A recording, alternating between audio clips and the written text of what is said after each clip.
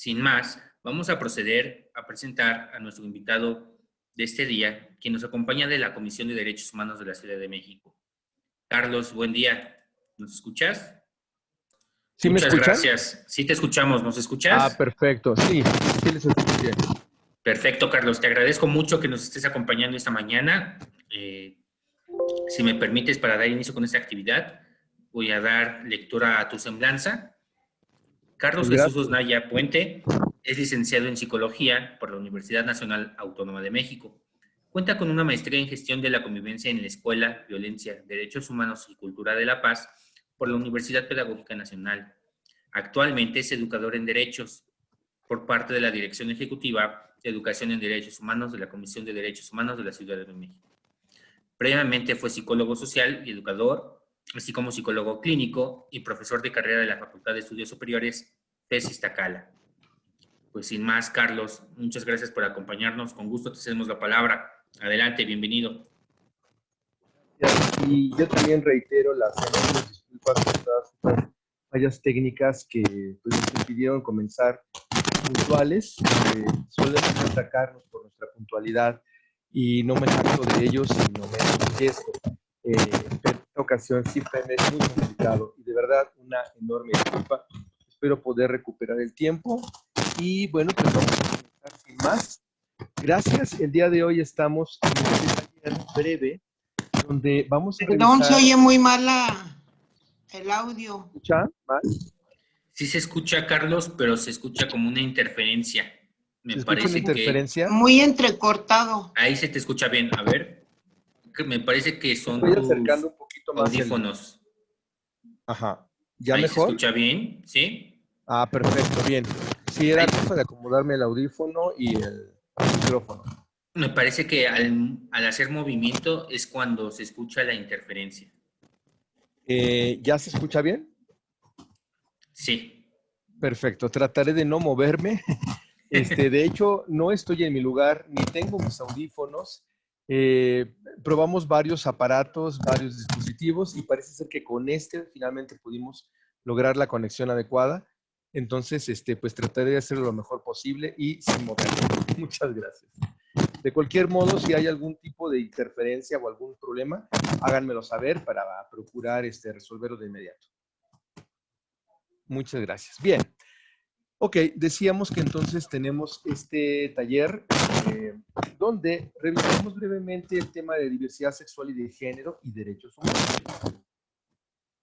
El día de hoy vamos a tener como objetivo reconocer en toda persona, hago la diversidad de identidades y expresiones de género dentro del espectro de la diversidad sexual. Es muy importante comentarlo y reconocerlo porque todas las personas, sin excepción alguna, pertenecemos al espectro de la diversidad sexual. Todas y cada una de las personas, y lo vamos a ver ahorita, en un momentito. Y todo ello a través de la identificación de contextos cotidianos, donde desafortunadamente se generan eventos de violencia y discriminación. Pero procuraremos reconocer todo esto para la promoción de la dignidad humana, precisamente de todas las personas. ¿Vale? Y bueno, pues ese es el objetivo que queremos cubrir y vamos a seguir adelante. Yo les reitero la posibilidad de que en cualquier momento que ustedes tengan alguna duda, algún comentario, por favor háganmelo saber. Estaré también al pendiente del chat.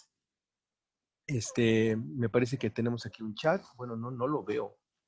Solo tengo aquí en el panel participantes, pero bueno, si alguien quiere hacer algún comentario, pues levanta su mano, abre su micrófono y por favor lo enuncia. Muchas gracias. Presentaron, soy Carlos Osnaya, un servidor, ya comenté más o menos de lo que vamos a hablar y estaremos aquí aproximadamente hasta las 12 horas, más o menos. Y bueno, pues continuamos para darle tiempo al tiempo. Estos son los temas que vamos a revisar el día de hoy.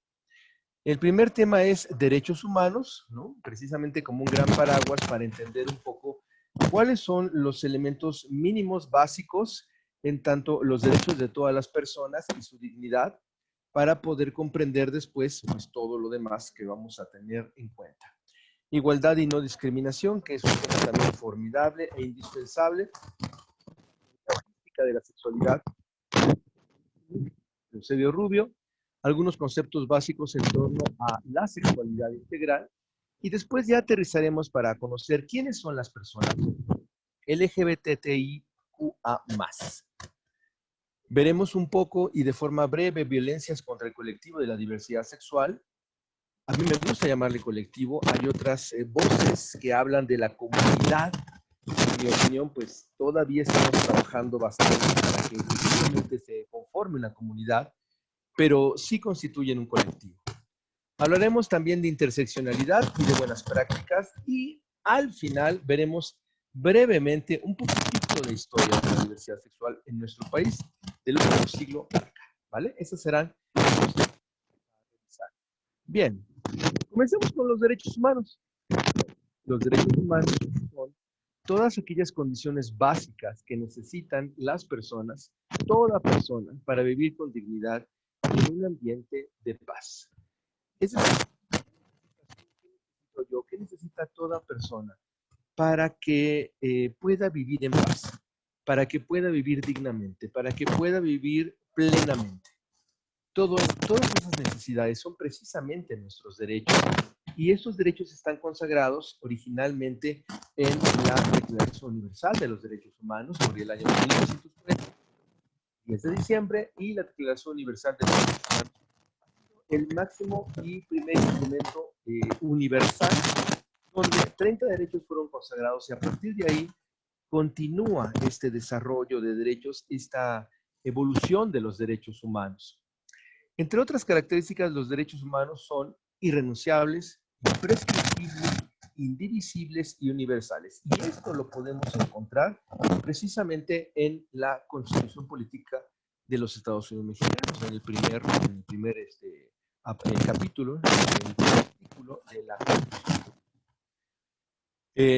Estos derechos reconocidos en la Constitución no solamente son aquellos que están precisamente en la Constitución.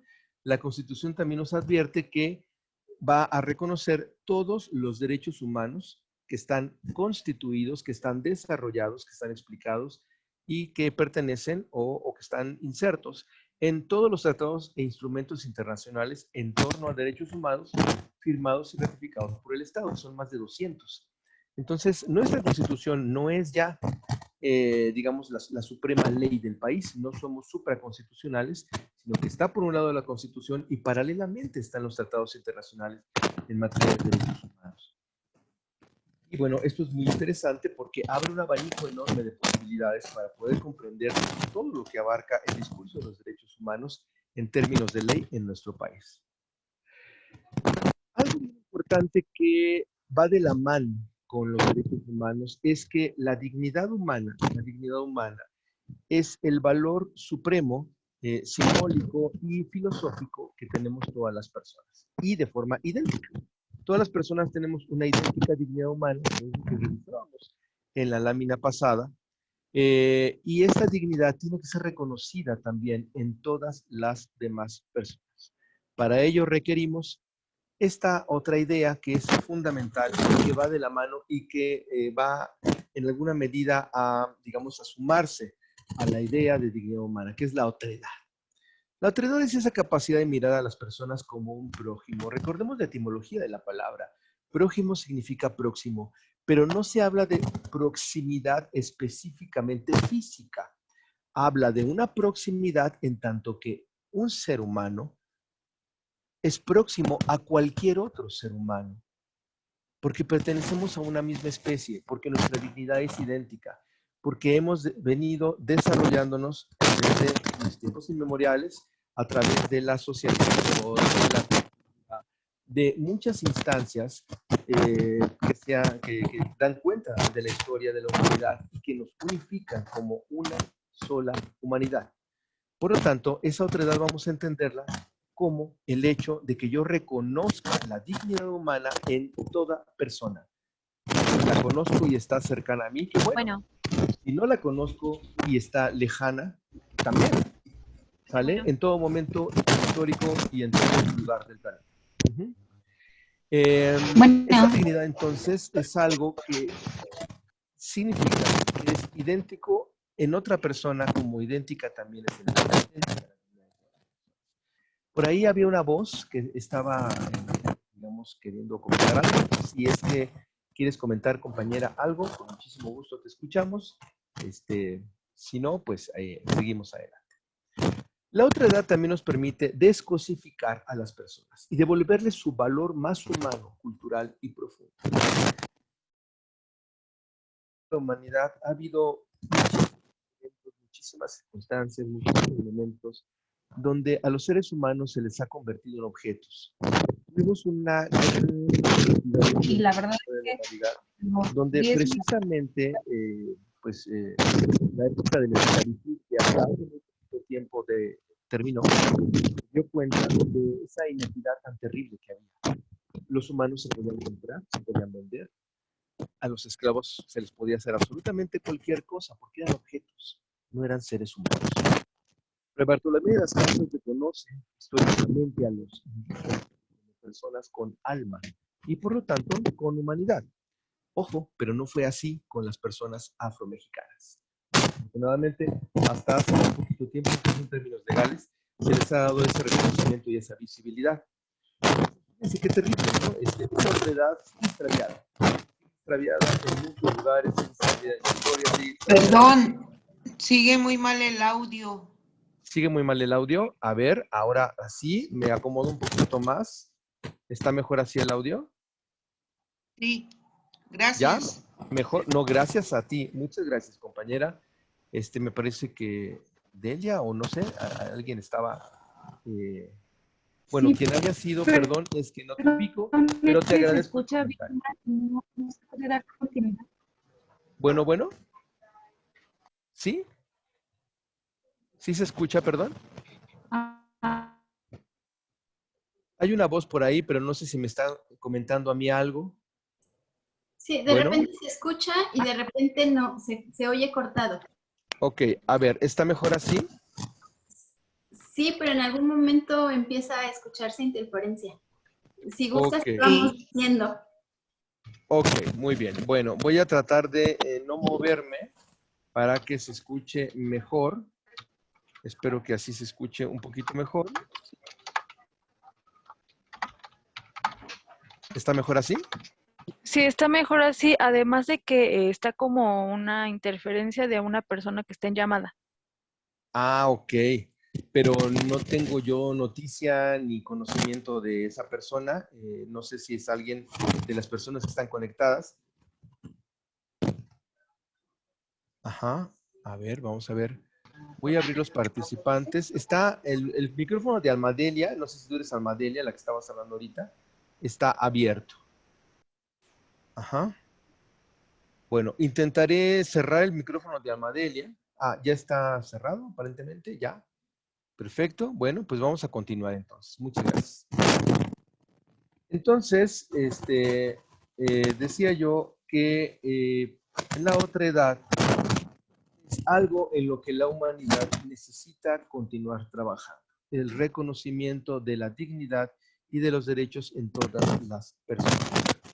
Vamos a continuar y ahora hablaremos un poco acerca de la discriminación. Recordemos que la discriminación es un delito en el país. Está tipificado, se persigue por querella, es decir, a petición de parte, a petición de la persona interesada específicamente. Y hay dos leyes, una federal y otra que podría interesarnos también, que es la ley para erradicar toda la discriminación en la Ciudad de México. Se parecen muchísimo, tienen elementos muy, muy similares, pero aquí tenemos la ley federal. En la ley federal dice que toda distinción, exclusión, restricción o preferencia sobre una persona o grupo de personas o comunidades enteras que por acción u omisión o con intención o sin ella, sin que ésta sea objetiva, racional ni proporcional, esto tenga por objeto obstaculizar, restringir, impedir, menoscabar o anular el reconocimiento, goce o ejercicio de los derechos humanos. ¿Con base en qué? En circunstancias que se les llama categorías podría ser, eh, con base en estas circunstancias que de repente pueden ser, por ejemplo, el origen étnico, el color de la piel. Tenemos aquí todas estas que están mostrando la presentación. Pero quiero destacar algunas que van al caso del tema que nos ocupa el día de hoy. El sexo, el género o la construcción identitaria genérica o la expresión de género. Veremos estos términos con más detalle adelante. La apariencia física, las preferencias sexuales, que pueden entenderse más específicamente como orientaciones sexuales, también lo explicaremos más adelante, las identidades o cualquier otro motivo. Entonces, fíjense, aquí está muy señalado cualquier cantidad o cualquier circunstancia o característica o categoría pueden ser motivo o pueden ser pretexto también para una discriminación, desafortunadamente. Bien. ¿Qué derechos entonces tendría todo el colectivo de las personas LGBTIQA+? En breve voy a explicar a qué nos referimos con estas siglas, porque es toda una explicación acerca del espectro de diversidad. Pero comencemos con sus derechos. De entrada, a una vida libre de violencia y de discriminación. Reconocen también igualdad de derechos a las familias formadas por parejas, viejas, comunidades de estas personas, de este colectivo. Es decir, la formación de las familias también es legal y también es reconocida para las personas del colectivo de la diversidad sexual, que pueden tener hijas, hijos o hijes, o pueden no tenerlos, y que pueden estar constituidas bajo la figura de matrimonio civil, concubinato o alguna otra modalidad de unión civil legal, ¿vale? Entonces, todas las posibilidades de construcción familiar son muy, muy importantes. Tenemos para comentar sobre esta palabra, hijes. A ver, más adelante lo vamos a ver con un poquito más de detalle, pero a petición de parte, cuando una persona no se identifica como hombre o como mujer, se categoriza como una persona no binaria. Una persona no binaria puede solicitar que no se le nombre en términos masculinos o femeninos. En ese sentido, se utiliza la terminación E para referirse a esa persona. Es a petición de parte. O bien, cuando una niña o un niño, un adolescente, tiene ya ciertas características, ciertas condiciones donde no percibe de sí una identificación plena como hombre o como mujer, entonces también se puede utilizar este término. En otras circunstancias no se utiliza este término porque no aplica. Es decir, yo no tengo aquí en mis manos un plume. Esto es una pluma o un bolígrafo. Punto. No se utiliza para objetos, sino solo para referirse a personas. Dada esa aclaración, vamos a continuar. Último punto.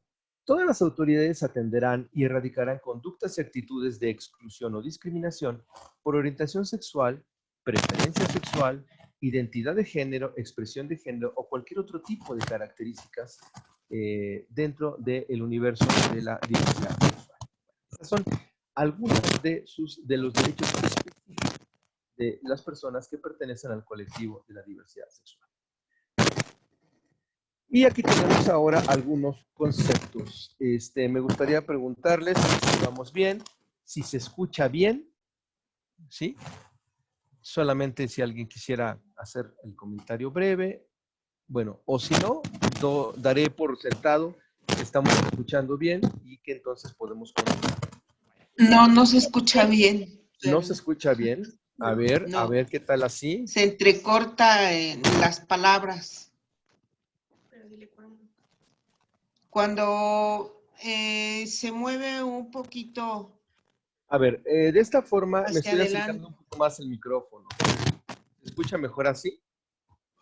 Sí se escucha bien. Ok, voy a tratar de tener mi mano así levantando el micrófono para poder, para que me escuchen mejor. Bien. ¿Qué conceptos Muchas tenemos? gracias. No, al contrario, a ustedes, gracias por esta. Y por favor, les suplico, continúen evaluándome e indíquenme cuando algo esté mal, cuando hay algún problema de comunicación y que no se escuche bien, para que yo pueda tratar de resolverlo, por favor. Porque yo sigo hablando, yo supongo que me escuchan, pero en el momento en que dejan de escucharme, yo no lo puedo identificar. Así que les voy a suplicar que ustedes sean tan gentiles de avisar.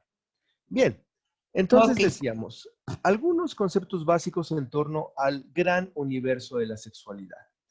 La sexualidad se ha estudiado de diferentes maneras, pero hay una perspectiva muy interesante que han trabajado algunos expertos en materia de sexualidad y es la perspectiva holística de la sexualidad. Es una perspectiva donde se mira a la realidad, en este caso a la sexualidad, como un universo. En este caso estamos hablando de un universo compuesto por otros universos que vamos a ver más adelante con el concepto o con la teoría de Eusebio Rubio en torno a la teoría holística de la sexualidad. Pero aquí tenemos algunos ejemplos de cómo podemos entender partes de la sexualidad que conforman toda la sexualidad humana. Vamos a comenzar con el sexo biológico.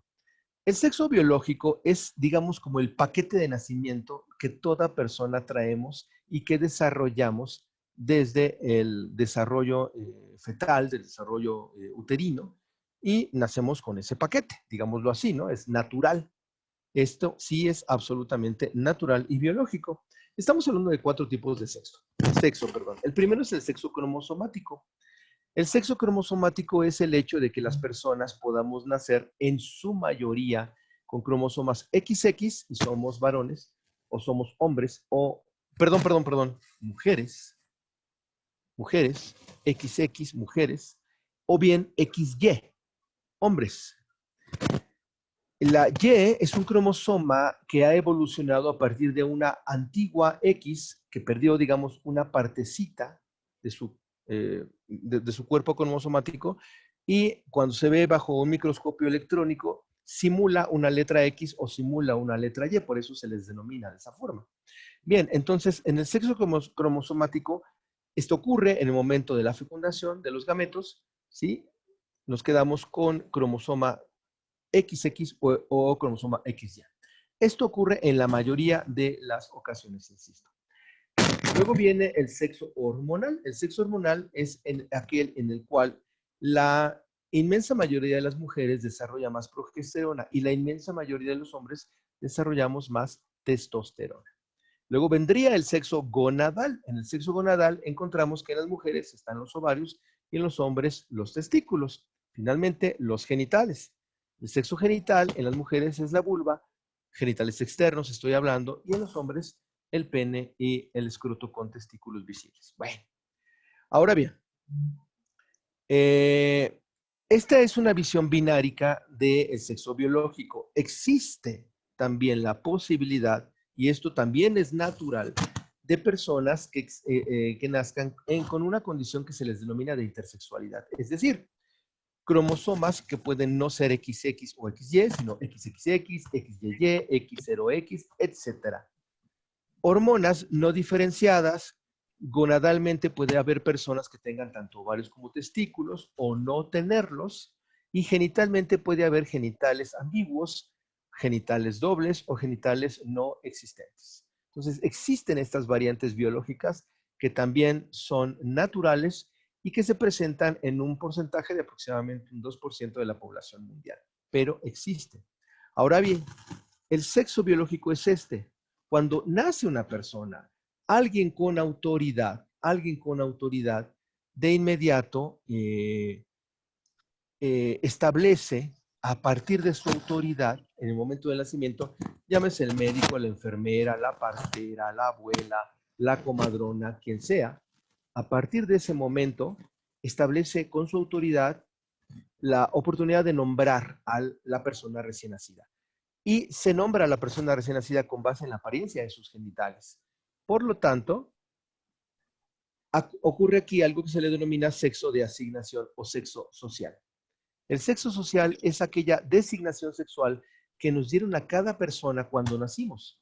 Si nacimos con unos genitales externos, con apariencia de pene, bueno, entonces fuimos nombrados seguramente niños.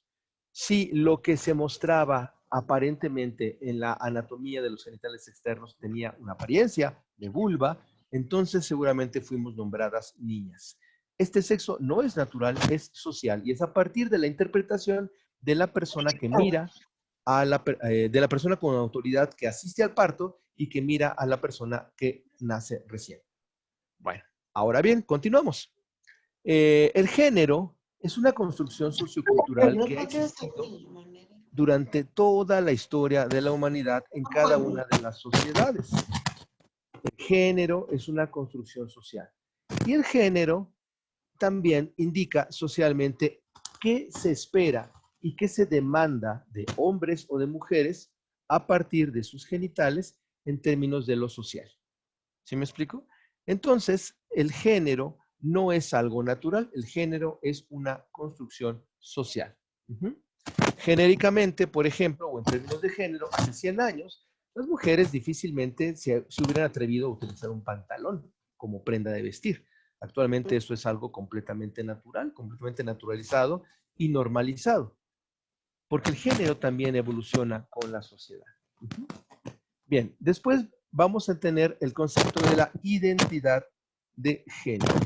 La identidad de género, que tiene que ver también con la identidad sexual, es algo interno, algo que cada persona percibe y sabe de sí misma. Con base en el sexo biológico y el sexo por asignación, la mayoría de las personas, una buena cantidad de personas, se miran a sí mismas y admiten o concuerdan que su sexo de nacimiento, ¿sí? Su sexo de asignación y sus genitales probablemente coinciden y son coherentes con lo que siente de sí. Es decir, yo nací con pene y testículos. Cuando nací, me asignaron el sexo de niño. Me dijeron a mi mamá, tiene usted un niño. Fui creciendo, me educaron como tal y yo asumí que era un niño. Y me siento cómodo con esa percepción de mí. Ese hilo conductual, o conductor, perdón, donde hay una coherencia entre todos estos elementos, se le va a denominar cisgeneridad. Soy una persona cisgénero en tanto que tengo genitales de nacimiento, sexo de asignación e identidad sexogenérica concorde sin ningún tipo de disrupción o de antagonismo. Esa es la persona cisgénero o la cisgeneridad. Pasaría todo lo contrario si, por ejemplo, mi identidad sexogenérica no correspondiera a mi sexo biológico y a mi sexo de asignación. Es decir, que yo hubiera nacido con pene y testículos, que me hubieran dicho a mí, eres niño desde pequeño, a mi mamá, tuviste un niño, pero que al mirarme al espejo yo no mirara eso y no me sintiera cómodo con estas asignaciones. Y entonces yo dijera, es que no me siento como un niño, yo me siento como una niña y mi identidad sexogenérica es de niña. Entonces, en ese momento, yo soy una persona trans. Es un prefijo que se utiliza para señalar un elemento o una circunstancia de vida donde hay una transición, se transita. Por eso se utiliza el término trans, ¿sí? Que es el antagónico del término cis. ¿Hasta aquí vamos bien? Espero que sí. Ahora bien, viene la expresión de género. La expresión de género no es algo interno. Es la forma como yo me doy a conocer al mundo, como yo me expreso frente al mundo respecto de lo que yo siento ser, de lo que yo percibo ser, de lo que yo admito ser, con base en todo lo que ya hemos también revisado con anterioridad, ¿vale? La expresión de género es todo lo que la persona expresa de sí misma. Su cabello, su ropa, sus modales, su tono de voz, su forma de comportarse, sus actitudes, etc. Todo eso tiene que ver con expresión de género. La expresión de género no necesariamente tiene que ser, digamos, coherente con la identidad de género, con el sexo biológico y el sexo de asignación. Puede haber personas que expresen genéricamente su feminidad de una forma poco convencional o su masculinidad de una forma poco convencional, por ejemplo, ¿no?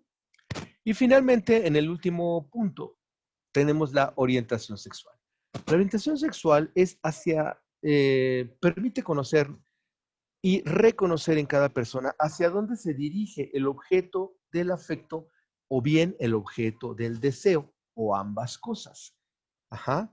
Esto se descubre por lo general en la etapa de la preadolescencia, de la pubertad, durante la adolescencia. Puede ser que un poco antes o puede ser que un poco después, pero por lo general es en esas etapas de la pubertad y de la adolescencia cuando cada persona descubre su orientación sexual. Y digamos, lo que se esperaría es que estas personas, digamos, se sintieran cómodas con ese descubrimiento, que toda persona se sintiera cómoda con ese descubrimiento y que pudiera expresar a toda la sociedad, a su familia, a quienes le rodean, cuál es ese descubrimiento, cuál es su orientación sexual, sin temor alguno. Aquí nos enfrentamos una vez más al problema del binarismo. El binarismo admite solamente la orientación heterosexual, que también es una orientación sexual, pero no admite otras orientaciones.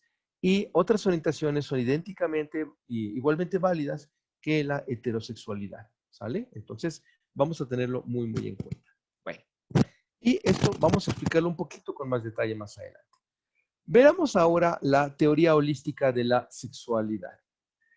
Eusebio Rubio nos dice, médico mexicano, investigador en torno a la sexualidad, que la sexualidad se conforma de estos grandes y maravillosos universos, que son universos completos en sí mismos, pero que en su conjunto completan el gran universo que es la sexualidad. Aquí faltaría agregar el sexo biológico y el sexo por asignación. Vamos a pensar que está agregado. Además de eso, Eusebio Rubio nos habla de los vínculos afectivos. Es todo aquello con lo cual toda persona genera procesos de socialización. El amor es un vínculo afectivo muy, digamos, socorrido, muy bien visto por la sociedad, muy esperado, muy buscado, pero no es el único vínculo. Hay muchos otros vínculos afectivos. Ajá.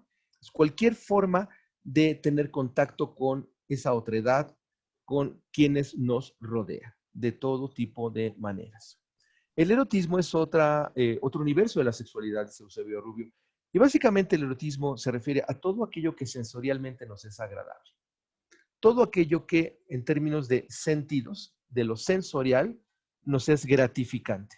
Por supuesto también la respuesta ante el placer sexual, por supuesto que entra dentro del erotismo, pero no es lo único. Es decir, estar sentado cómodamente en una silla con un clima adecuado, donde no haya ni frío ni calor, eso es erótico, es agradable.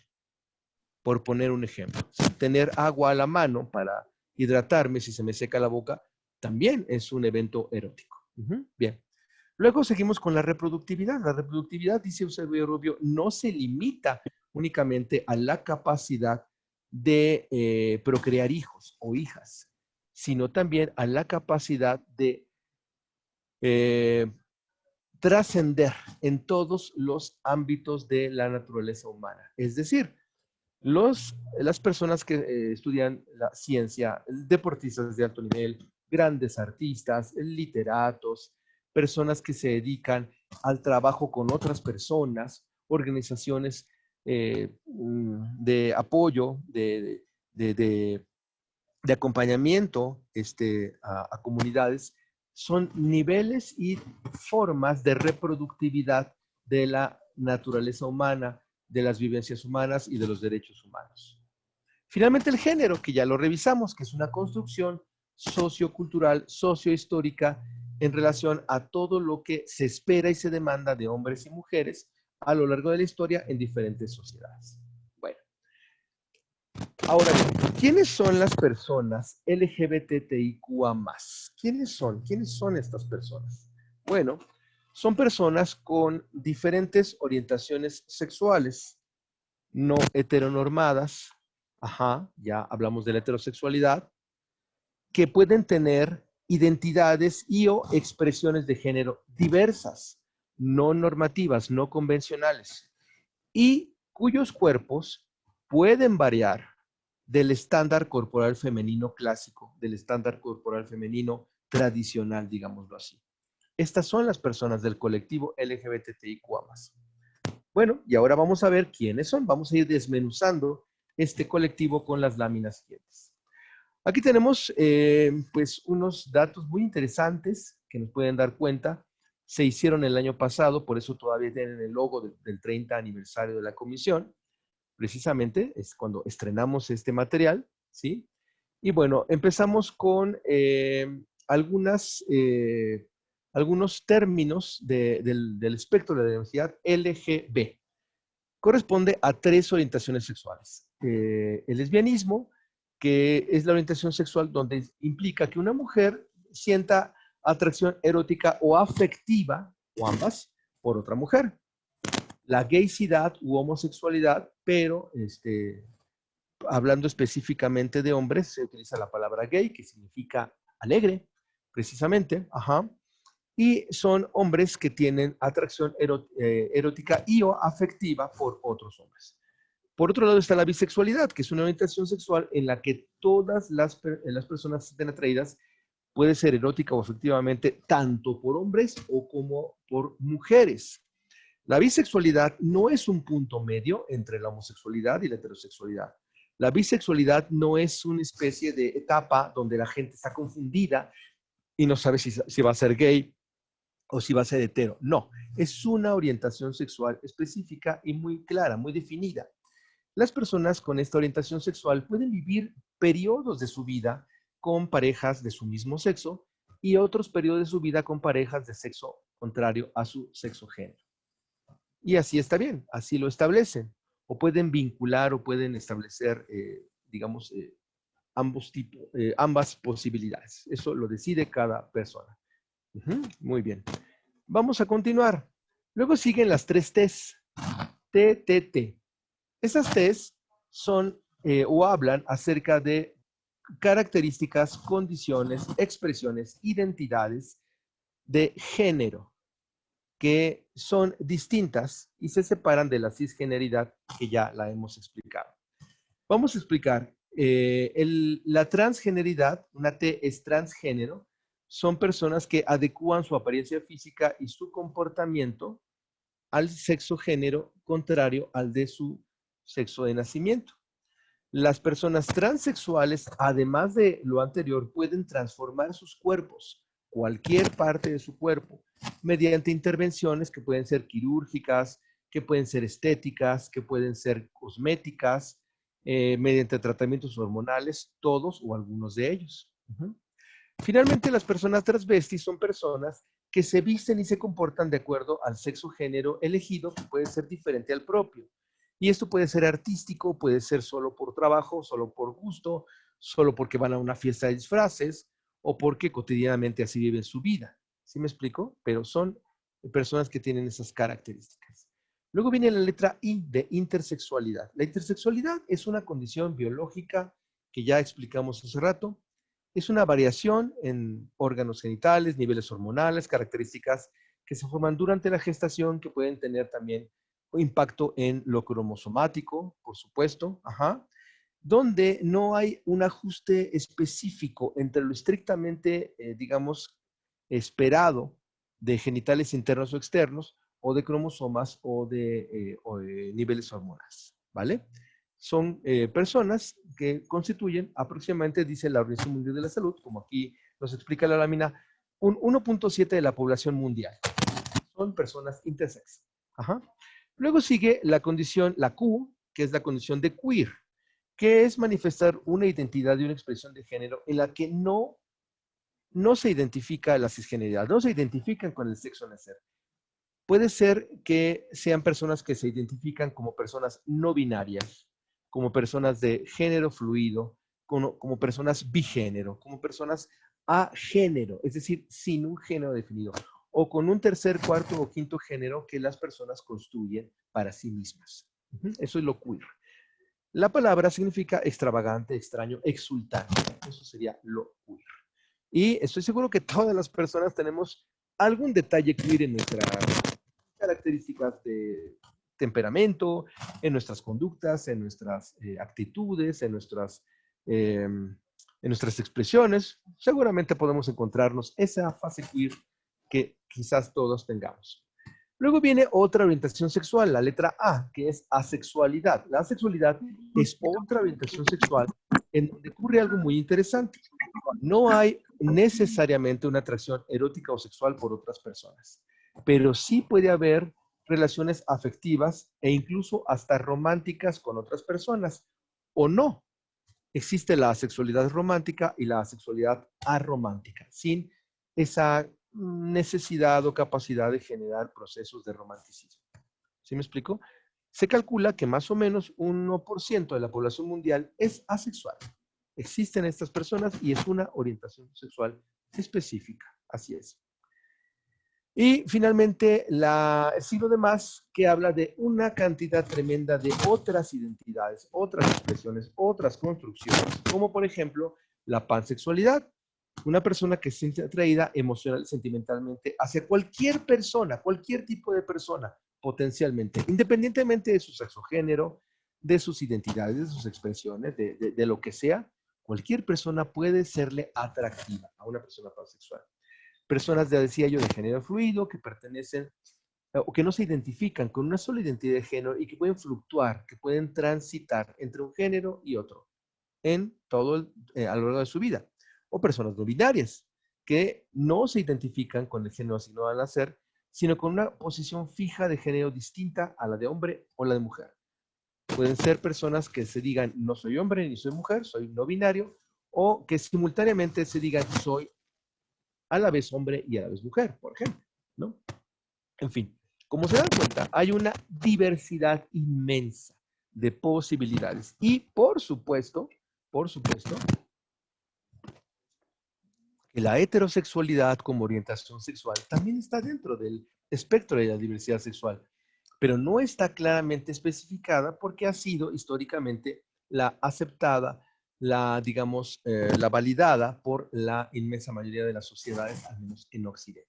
Bueno, vamos a entrar ahora a otra parte de nuestra presentación y de nuestros temas, donde vamos a hablar un poco acerca de las violencias. ¿Qué violencias pueden estarse gestando y generando entre la población, entre el colectivo de las diversidades sexuales?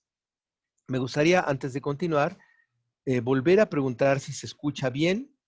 Si no hay respuesta de parte de ustedes, voy a dar por hecho de que la respuesta es afirmativa, que sí se escucha bien, pero si por casualidad no se escuchara bien, por favor, tengan la bondad de avisar. Bien, entonces aquí tenemos algunos aspectos de que un autor de varios que existe, pero eso es muy interesante, nosotros hemos revisado muchísimo este autor que es Johan Galtung, nos abre una panorámica para poder entender en general cómo es que se ha construido a lo largo de la historia la violencia. Dice Galtung que la violencia puede parecerse como una metáfora a un iceberg. Y aquí tenemos la imagen del iceberg. Si se dan cuenta, al fondo tenemos un barco, un transatlántico, y si contamos el número de chimeneas, podemos adivinar de qué barco se trata. Efectivamente, es de el Titanic. Bueno, es una analogía que tenemos aquí. Rápidamente recuperar un poquito la historia. Como ustedes ya lo sabrán, porque seguramente habrán visto la película, habrán visto los documentales de James Cameron, el Titanic sufre la gran avería que lo hunde cuando el casco del barco se abre como una lata y deja pasar agua, grandes cantidades de agua, por 1, 2, 3, 4 cámaras, no sé cuántas exactamente, del casco del barco, pero se abre por debajo, el casco, por debajo del nivel de flotabilidad. Es decir, lo que abrió el Titanic fue esta parte de abajo del iceberg, no la parte visible que se veía desde, desde el punto de vista de quien estaba vigilando los icebergs, ¿no? Había alguien vigilando en ese momento, en esa noche, ¿no? de la catástrofe, y vio muchos icebergs. Y vio uno grande y por eso hubo el viraje del barco, pero ese viraje no fue lo suficiente y alcanzó a averiarse el barco. Pero insisto, se abrió por debajo del nivel del agua. ¿Qué significa esto simbólica y metafóricamente? Que la violencia que se mira directamente se parece un poco a la punta del iceberg, que solo son 2 octavos del iceberg. Lo visible son 2 octavos del iceberg y esa es la violencia directa, nos dice este autor, Galtung. Mientras que la enorme violencia invisible histórica y terrible, la más complicada, la más intrincada, la más peligrosa, es la que justo está por debajo del nivel del agua, es la parte del iceberg que no se ve, los otros 6/8 del iceberg. La violencia directa, dice Galton, es el daño visible que se ejerce de manera unidireccional hacia una persona, un grupo de personas, el entorno, o incluso hasta o en contra de una misma, de uno mismo. Esa es la violencia directa, la violencia visible, que son comportamientos. Por otro lado, también está, dice Galton, la violencia cultural. La violencia cultural pueden ser actitudes, prejuicios, estereotipos, creencias. Un ejemplo podría ser el machismo en la violencia cultural, que es parte de la violencia invisible y que ha acompañado la historia misma de la humanidad. Otra parte de la violencia invisible es la violencia estructural, las grandes estructuras de poder. Y un ejemplo por antonomasia está, desde luego, depositado en el patriarcado. El patriarcado es una estructura de poder hegemónica que ha violentado a la humanidad durante muchísimo tiempo. Entonces, la violencia cultural son todos aquellos aspectos culturales en el ámbito simbólico que justifican la violencia directa, mientras que la violencia estructural es intrínseca a los sistemas sociales, políticos y económicos. Perdónenme.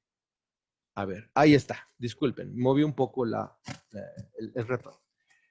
El neoliberalismo también es otro ejemplo, el neoliberalismo más recalcitrante, más rígido, más contundente, más ortodoxo. Es un ejemplo de violencia estructural porque va de la mano con el patriarcado, desafortunadamente. Bien. Bueno, ahora, ¿por qué estamos hablando de violencia? Porque queremos tener ese paraguas grande para entender cómo es que la violencia aterriza y genera condiciones de indignidad y de, digamos, limitación de derechos, de destrucción de derechos hacia todas las personas del colectivo de la diversidad sexual. Y vamos a ello precisamente ahorita. Existe entonces algo que se le denomina violencia por razones de género. La violencia por razones de género ocurre cuando existen estereotipos de construcción imaginaria y simbólica a partir de concepciones erróneas, equivocadas, arquetípicas, rígidas, heteronormadas, bináricas y violentas, finalmente, ¿sí? Donde se construye un imaginario donde cabe muy poca gente y cabe de una determinada manera. Hay enormes valoraciones sobre los hombres y sobre lo masculino, y esto atenta a todas las mujeres y a todo lo que no quepa dentro de estas categorías de lo masculino y de lo considerado para hombres. El género está impactado también por ideas, prescripciones, representaciones, prácticas, experiencias, valoraciones también sobre lo que es femenino y sobre las mujeres. En la violencia de género podemos poner muchísimos ejemplos. Yo quisiera poner un ejemplo en las etimologías de algunas palabras. La palabra masculino, pues podemos entenderlo como un derivado de la palabra musculus, ¿no? Que en latín es musculoso, o sea, tono muscular, etcétera, ¿no? Pero ese no tiene tanto problema, pero el problema, por ejemplo, lo vamos a encontrar en la contraparte, la palabra femenino. Tiene una etimología muy bella que está emparentada, relacionada con felamina, que es aquella etimología que es idéntica o que existe la palabra feliz. Feliz, felamina, ¿no? Tiene como raíz una idea de una persona que tiene acceso al alimento materno, quien puede mamar y lo hace bien y se alimenta abundantemente, ¿no? Esa es una etimología bella. Pero hay otra etimología también de la palabra femenino que es bastante terrible, bastante complicada. Se habla de los primeros tiempos en los cuales la iglesia, digamos, primigenia, en sus primeros siglos, no se ponían todavía de acuerdo si las mujeres tenían alma o no. Fue hasta un congreso, hasta un concilio, donde se dijo que las mujeres efectivamente tenían alma porque pues eran semejantes o eran, pues sí, mujeres como lo era la Madre de Dios y ella no podía no tener alma porque era la Madre de Dios. Y entonces el resto de las mujeres tenían alma, pero se quedaron con la concepción o el término de feminus, las de menos fe, las carentes de alma. Fíjense qué cosa tan tremenda. Entonces, esto es violencia por razones de género histórica que venimos arrastrando desde tiempos bastante pretéritos. Muy bien. Ahora, los estereotipos de género han jugado en contra también de la dignidad de las personas desde muy temprana edad. Aquí tenemos dos imágenes que dan cuenta, por ejemplo, de los juguetes que suelen acercárseles, que suelen validarse, que suelen, digamos, establecerse para niñas por un lado y para niños por el otro. Y esto es terrible porque entonces estamos validando construcciones rígidas, arquetípicas en cuestión de género, donde las mujeres tienen que estar dentro de lo doméstico y los hombres fuera de lo doméstico. Si nos atenemos un poquito a la palabra doméstico, podemos recordar que doméstico viene de domo. El domo es una techumbre, algo que puede cubrir, resguardar cosas preciadas. ¿Qué es lo más preciado que en la historia de la humanidad comenzó a resguardarse cuando comenzamos a dejar de ser nómadas y comenzamos a sedentarizarnos como especie, como grupos sociales, como tribus? Lo primero o de las primeras cosas que resguardamos es el fuego. El fuego tenía que ser resguardado de la clemencia del tiempo, tenía que estar bajo el domo. Alguien tenía que cuidar el fuego. La palabra fuego tiene la misma etimología que la palabra hogar, la misma raíz etimológica, fogare, hogar, el fuego, ¿no? Es algo valioso. Históricamente se le ha delegado a las mujeres el hecho de que tengan ellas que conservar y cuidar el fuego, lo que está dentro del domo, y se les ha delegado la responsabilidad de que todo lo que está allí tiene que estar al cuidado de ellas. Pero el patriarcado nos advierte que todo eso que está dentro del domo no es de las mujeres, es de los hombres, ¿sí? El patriarcado. ¿De dónde viene el patriarcado? De pater, pater famelicus. ¿Quién era el pater famelicus? Una figura importante en la sociedad romana que representaba una unidad, una célula, digamos, en pequeñito, que representaba al emperador, ¿sí? El pater famelicus tenía propiedades, era ciudadano romano, era libre, tenía además mujeres, podía tener hombres también, podía tener hijas, hijos, animales, esclavos. Todo era de algo de su pertenencia, todo le pertenecía. Y la palabra pater significa dueño y famelicus significa literalmente los que tienen hambre, los hambriados. El pater famelicus entonces era el dueño de los hambriados, porque era él quien decidía quién moría, quién vivía y bajo qué circunstancias. Pues fíjense qué tremendo, ¿no? Entonces es el pater famelicus, el dueño de las cosas que están dentro del domo, y quien las cuida tiene que ser la mujer, ¿no? Simbólicamente tenemos ahí violencia estructural, violencia cultural, y está representada también desde los juegos. Bueno, vamos a ir avanzando. La violencia por prejuicio es una violencia terrible que ha venido también gestándose durante mucho tiempo a través de la historia. ¿Qué es un prejuicio? El nombre lo indica, no tenemos ahí mayor problema con la etimología. Un juicio previo, un juicio sin bases, un juicio, digamos, no pensado, no reflexionado. No tengo evidencias de lo que estoy juzgando, no tengo toda la información, solamente parto de creencias, de cosas preconcebidas, de cosas que yo doy por hecho, y a partir de eso emito el juicio. Ajá. Es un concepto que apunta a una comprensión de la violencia como un fenómeno social. Hay un autor muy interesante, Alport, que nos habla acerca de que el prejuicio puede tener una escalada. Dice Alport que en los primeros eventos o momentos de un prejuicio existen las murmuraciones, ¿no? Se comienza con murmurar, con pensar mal de algo, de alguien, de algún grupo, y hasta ahí se queda. De las murmuraciones se pasa a evitar, darle la vuelta, evitar, no querer saber nada, no querer tener intercambio, no querer tener contacto con esas personas, ¿no? Un poco recuerdo a una de mis vecinas, que por fortuna no sé exactamente quién es, que está en un chat de vecinos, que habla de que hay que tener la reja cerrada y que nunca se descomponga la reja para entrar a nuestra calle, porque pueden entrar los indigentes y los vendedores. Fíjense nada más qué conceptualización, ¿no? Como si esas personas, esa otra edad, fuera algo que pudiese constituir una amenaza por el hecho de ser personas que quizás puedan entrar a ofrecer algo. ¿no? Yo jamás he visto un indigente por mi casa, ¿no? Y no es que yo viva en las lomas de Chapultepec, sino que las personas que tienen esa característica buscan un lugar donde puedan de alguna forma hacerse de bienes o de medios, y claro que no vayan a caminar por calles donde pues, nadie les va a dar nada, ¿no? Porque incluso hasta les van a ver mal. Si no tienen nada que hacer ahí, si no pueden obtener nada, no van a ir a esos lugares. Fíjense cómo se pueden ir como construyendo los prejuicios. Continuamos con Alport. Alport dice después que más adelante se le segrega a la gente. Se le empieza a segregar, se le empieza a separar.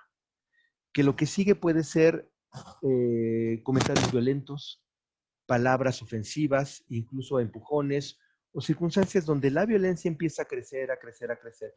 Y en la última escalada del prejuicio, dice Alport, es la erradicación, el exterminio. Tal y como ocurrió, por ejemplo, en los campos de concentración nazi, por ejemplo, ¿no? Tal y como ocurrió en los campos de Ruanda, ¿no? En la terrible matanza que ocurrió en esas regiones africanas el siglo pasado. Y así podemos poner muchos ejemplos, ¿no? En México, claro que ha habido ejemplos también al respecto. Pero fíjense entonces, el prejuicio es una violencia que requiere de un contexto y de una complicidad social.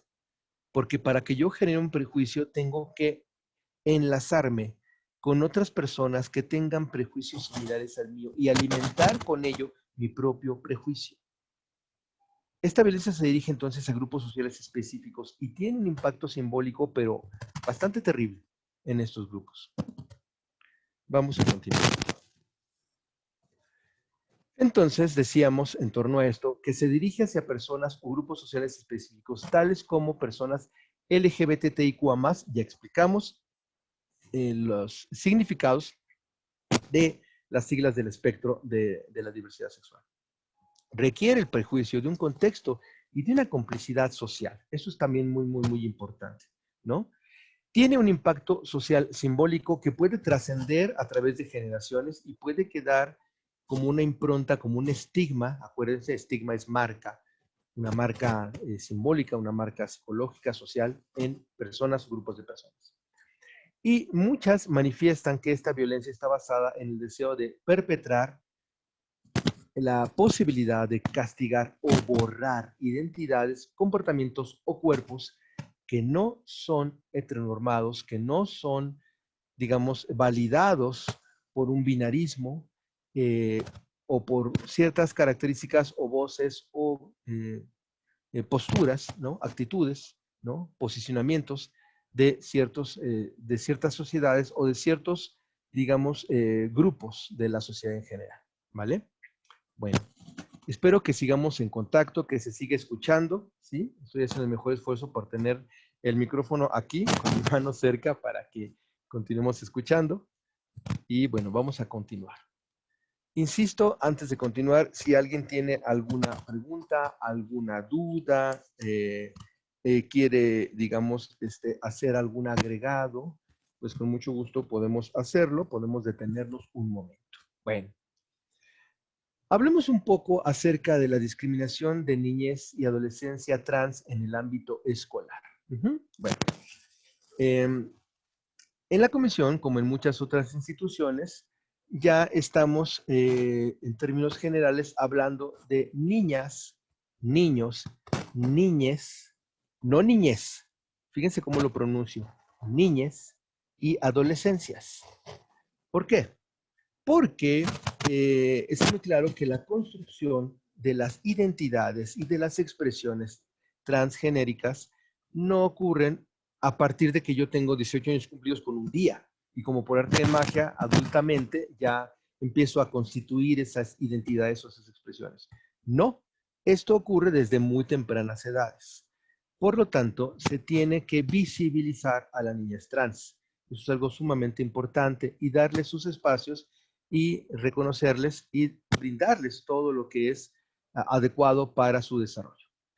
Entonces, para promover el goce del derecho a la educación de las personas trans y de género diverso, es necesario eliminar progresivamente barreras, propiciando ¿qué cosa? Aquí tenemos 3 elementos que proponemos, hay muchos más, pero de entrada estos 3. Accesibilidad sin discriminación. Existe incluso, por ejemplo, voces a partir de recomendaciones de comisiones tanto nacionales como de la nacional como de la nuestra, donde se habla acerca de la necesidad del reconocimiento de las personas trans en la niñez y de que, por ejemplo, no exista ningún mecanismo de discriminación como por el hecho de que las niñas y los niños, por ejemplo, pudiesen vivir con alguna enfermedad crónica, como el VIH, ojo, no degenerativa, sino crónica, ajá, y que pueda dar lugar a discriminación. Bueno, hay recomendaciones al respecto. La accesibilidad, entonces, tiene que ser sin discriminación. Toda niña, todo niño, toda niña tiene que tener accesibilidad sin discriminación a procesos educativos a las escuelas. Aquí tenemos un dato interesante. Solo el 25% de las personas trans terminan sus estudios de secundaria regionalmente, es decir, en nuestro país. Fíjense, aproximadamente solo el 25% de las personas trans terminan sus estudios de secundaria. ¿Por qué ocurre esto? Desde luego que no es responsabilidad de las personas trans, sino podemos responsabilidad aquí a la discriminación. ¿Qué destino pueden tener entonces? ¿Qué horizonte? ¿Qué alternativas podemos brindarle entonces a las personas trans que apenas si terminan su secundaria o que no la terminan? Que se lancen, por ejemplo, a poner una estética estereotipadamente, estigmatizantemente, que pongan uñas. ¿O qué otro destino? ¿Sí me explico? Estoy hablando, digamos, de cuestiones que yo he escuchado, que la gente dice, pues es que una persona trans solo se puede dedicar a eso. Y no puede ser cualquier otra cosa en cualquier ámbito, tanto, digamos, del servicio público como del servicio privado, en cualquier ámbito empresarial, en cualquier ámbito cultural, científico y un largo etcétera. Por supuesto que sí. Tiene que ver también, segundo punto, la aceptabilidad. Es decir, que todos los procesos educativos y los espacios educativos, las personas, sean aceptables para las personas que están dentro. No con imposiciones, no con una especie de, bueno, pues ni modo, ya me tocó estudiar en estas condiciones, es mejor que nada. No. Tiene que ser aceptable para la persona estudiante, para el alumnado trans. Y aquí ponemos dos elementos a consideración para la reflexión. En ocasiones padecen acoso tanto por pares como bien hostigamiento por docentes o autoridades escolares, las personas trans. Se deben de implementar, por cierto, y en ese sentido, políticas públicas sobre el uso del nombre social. ¿Por qué lo puse con morado? Para resaltar este término. El nombre social es aquel nombre no legal necesariamente, pero que la persona asume en el proceso de su transición. Ejemplo, imagínense que yo tengo 8 o 9 años, 10 años, estoy en la primaria, y entonces yo descubro que tengo inquietudes, que tengo ciertas cosas que en mi interior se están moviendo y hay una cosita por aquí en mi cabeza que da vueltas y me dice, Carlos, tú no eres niño, tú eres niña. Y entonces, si eres niña, tienes que encontrar un hombre que a ti te haga sentir cómoda por tu identidad y tu condición de niña y que entonces a lo mejor te pueda gustar mucho. Vamos a suponer que yo me llame, no sé, invénteme un nombre, Gladiola, porque esas eran las flores favoritas de mi abuela en vida, suponiendo, ¿no? Que a lo mejor esa es como la idea. Entonces, yo quiero ser Gladiola. Ese sería mi nombre social.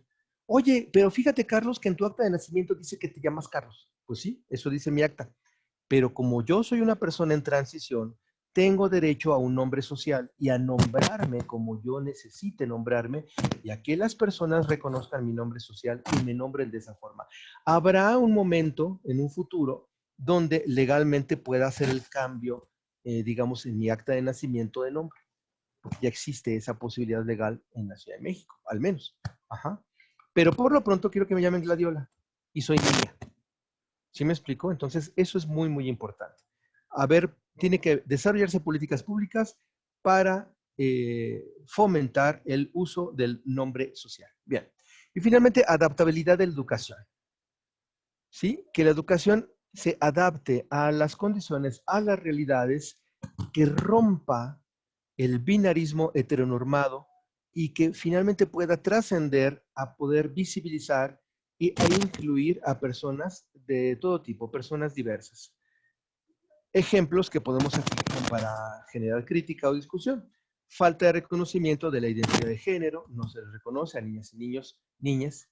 Falta de reglamentos bueno, más bien, que los reglamentos internos dejen de estar cisnormados, es decir, que haya una norma en la cual solo se admitan niños y niñas, por ejemplo, fila de niños, fila de niñas.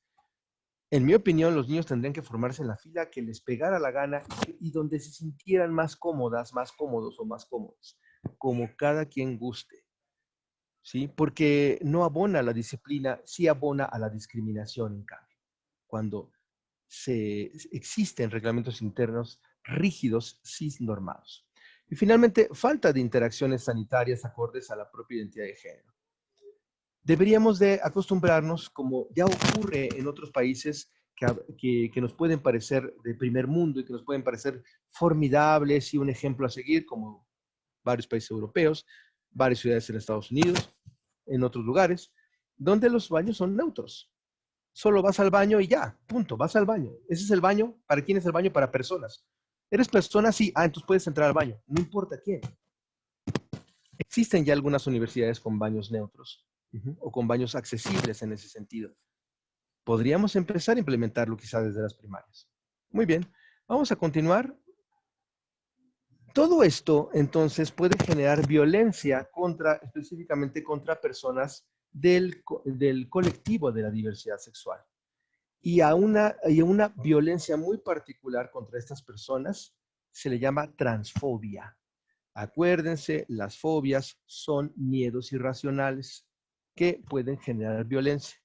Existe la homofobia, la lesbofobia, es decir, miedo irracional a la homosexualidad, al lesbianismo, pero también la transfobia, que es el miedo u odio, desconfianza, incomodidad, no aceptación de personas transgénero, consideradas transgénero o cuya expresión de género no se ajusta a roles tradicionales que yo valido desde mis concepciones muy personales. La transfobia puede hacer que las personas transgénero y de género no conforme, es decir, no conforme con lo establecido, no puedan tener una vida plena, ni puedan estar a salvo de que se les haga daño. Desafortunadamente, la estimación de cuánto puede vivir una persona transgénero en México, hablemos de México, no es de más de 50 años en promedio. Fíjense qué terrible. Le estamos quitando 20, quizás 30 años de promedio de vida en relación a una persona genérica, heteronormada, tradicional, común y corriente, como cualquier otra persona. Pero si es una persona trans, entonces se reduce su potencial de vida, fíjense, precisamente por transfobia. Y eso es algo terrible, terrible, terrible. Muy bien. Vamos a continuar. A mayor visibilidad de la condición trans, entonces, podemos dar por hecho de que hay grados más altos de vulnerabilidad al ser víctimas de violencias por prejuicios. Hay muchos ejemplos de transfeminicidios, no de feminicidios, sino de transfeminicidios, de feminicidios de personas trans, de mujeres trans, donde se asume que no tienen derecho a vivir, que no tienen derecho a existir, y son recurrentes en personas que desafortunadamente por cuestiones de discriminación, de falta de oportunidades, de un montón de cosas que ocurren en torno al desarrollo de una persona trans.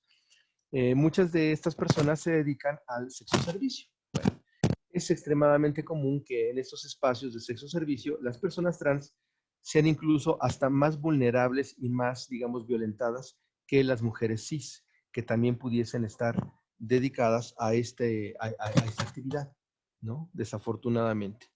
Y desafortunadamente, apenas hasta hace poco tiempo, las leyes han mirado la necesidad de que pues, se hagan investigaciones, se hagan, digamos, todo lo que tenga que hacerse precisamente para la promoción de que personas trans no, pues no tengan ningún tipo de complicación, no tengan ningún tipo de, en fin, ¿sí? Y puedan desarrollarse lo más plenamente posible, ¿no? Pero bueno, estamos poco a poco avanzando en esa realidad. Hasta aquí me gustaría preguntarles si tenemos alguna duda, algún comentario, si todo va bien, si me siguen escuchando. Ya no ha habido ningún comentario al respecto, yo supongo o esperaría que me sigan escuchando. Esperaría yo que sí, pero bueno, vamos a dar por hecho que sí. Bien. Para Tenemos hacer un un comentario, análisis. profesor, a través del Claro chat. que sí, por favor, adelante. Escucho con atención. Dice, no tengo ningún problema con los baños sin género, pero considero que falta mucho conocimiento y trabajo para desarrollarlo, sobre todo porque creo que algunas personas malintencionadas pueden ocuparlo para vulnerar o violentar a la niñez. Sí, mira, el problema aquí es que tenemos que educar a nuestra niñez, a nuestras, sí, sí, a nuestra niñez y a nuestras adolescencias, para educar en la visibilización de la diversidad sexual. ¿Sí me explico? No podemos esperar que una persona, digamos,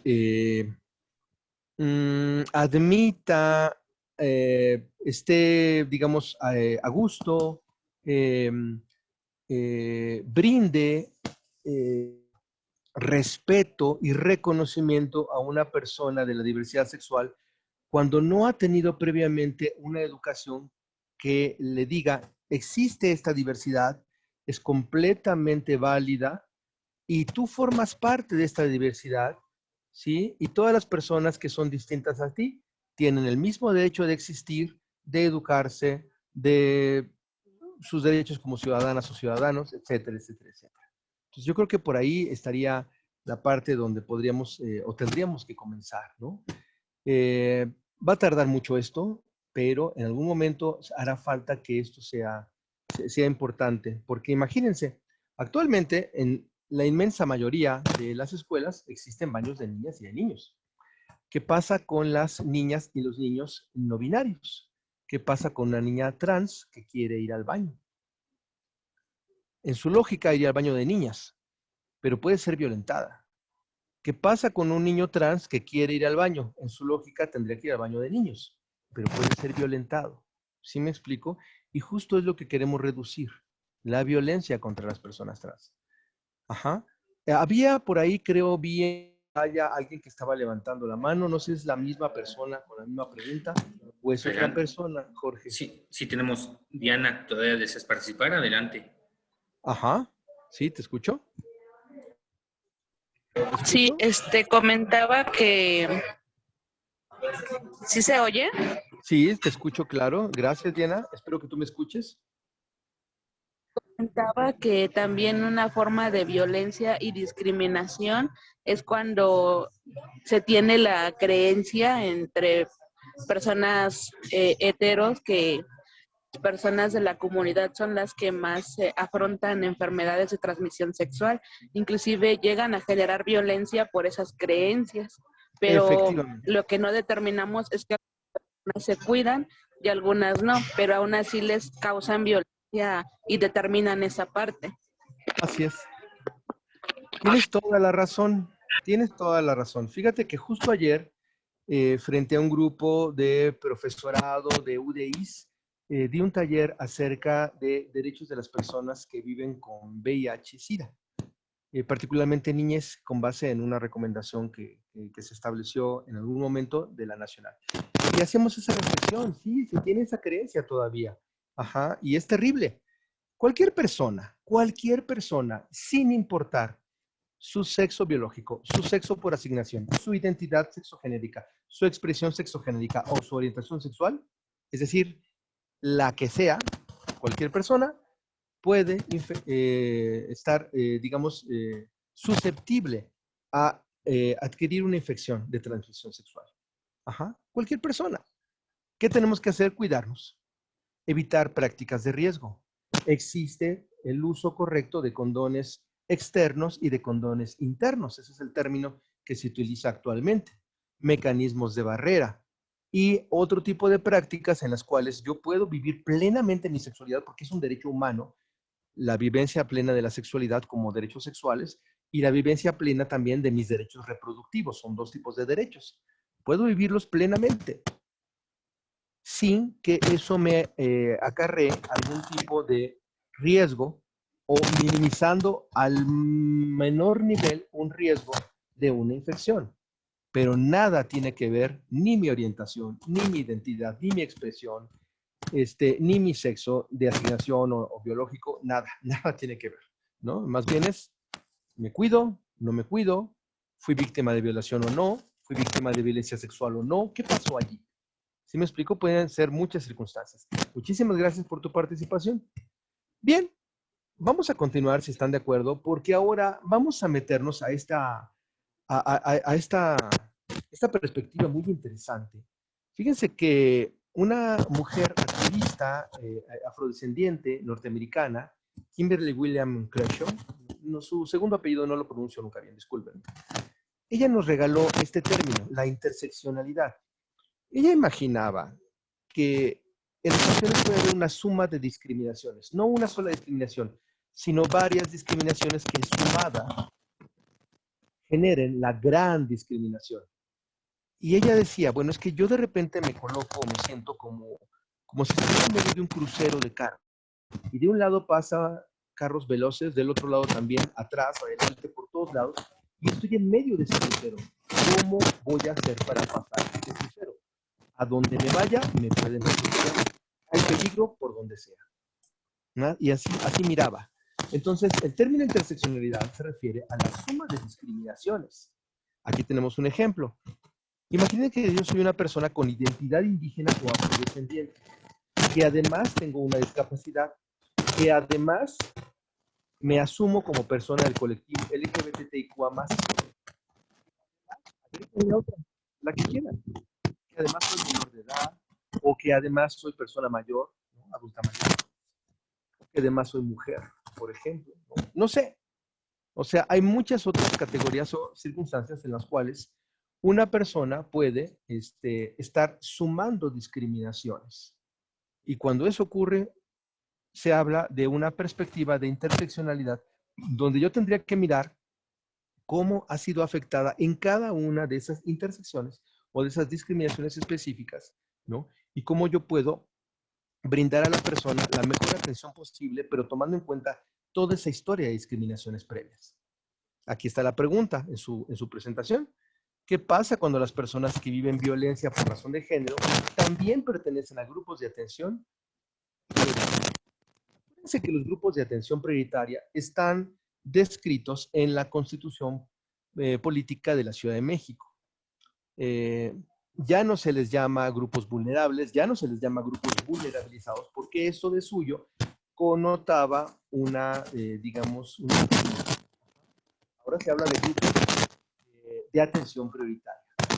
Citemos algunos: mujeres, personas adultas, mayores, personas con discapacidad, personas migrantes. Profesor, tenemos problemas con su audio. Personas con identidad indígena, niños, niñas y adolescentes. Profesor Carlos. ¿Perdón? Tenemos problemas con su audio.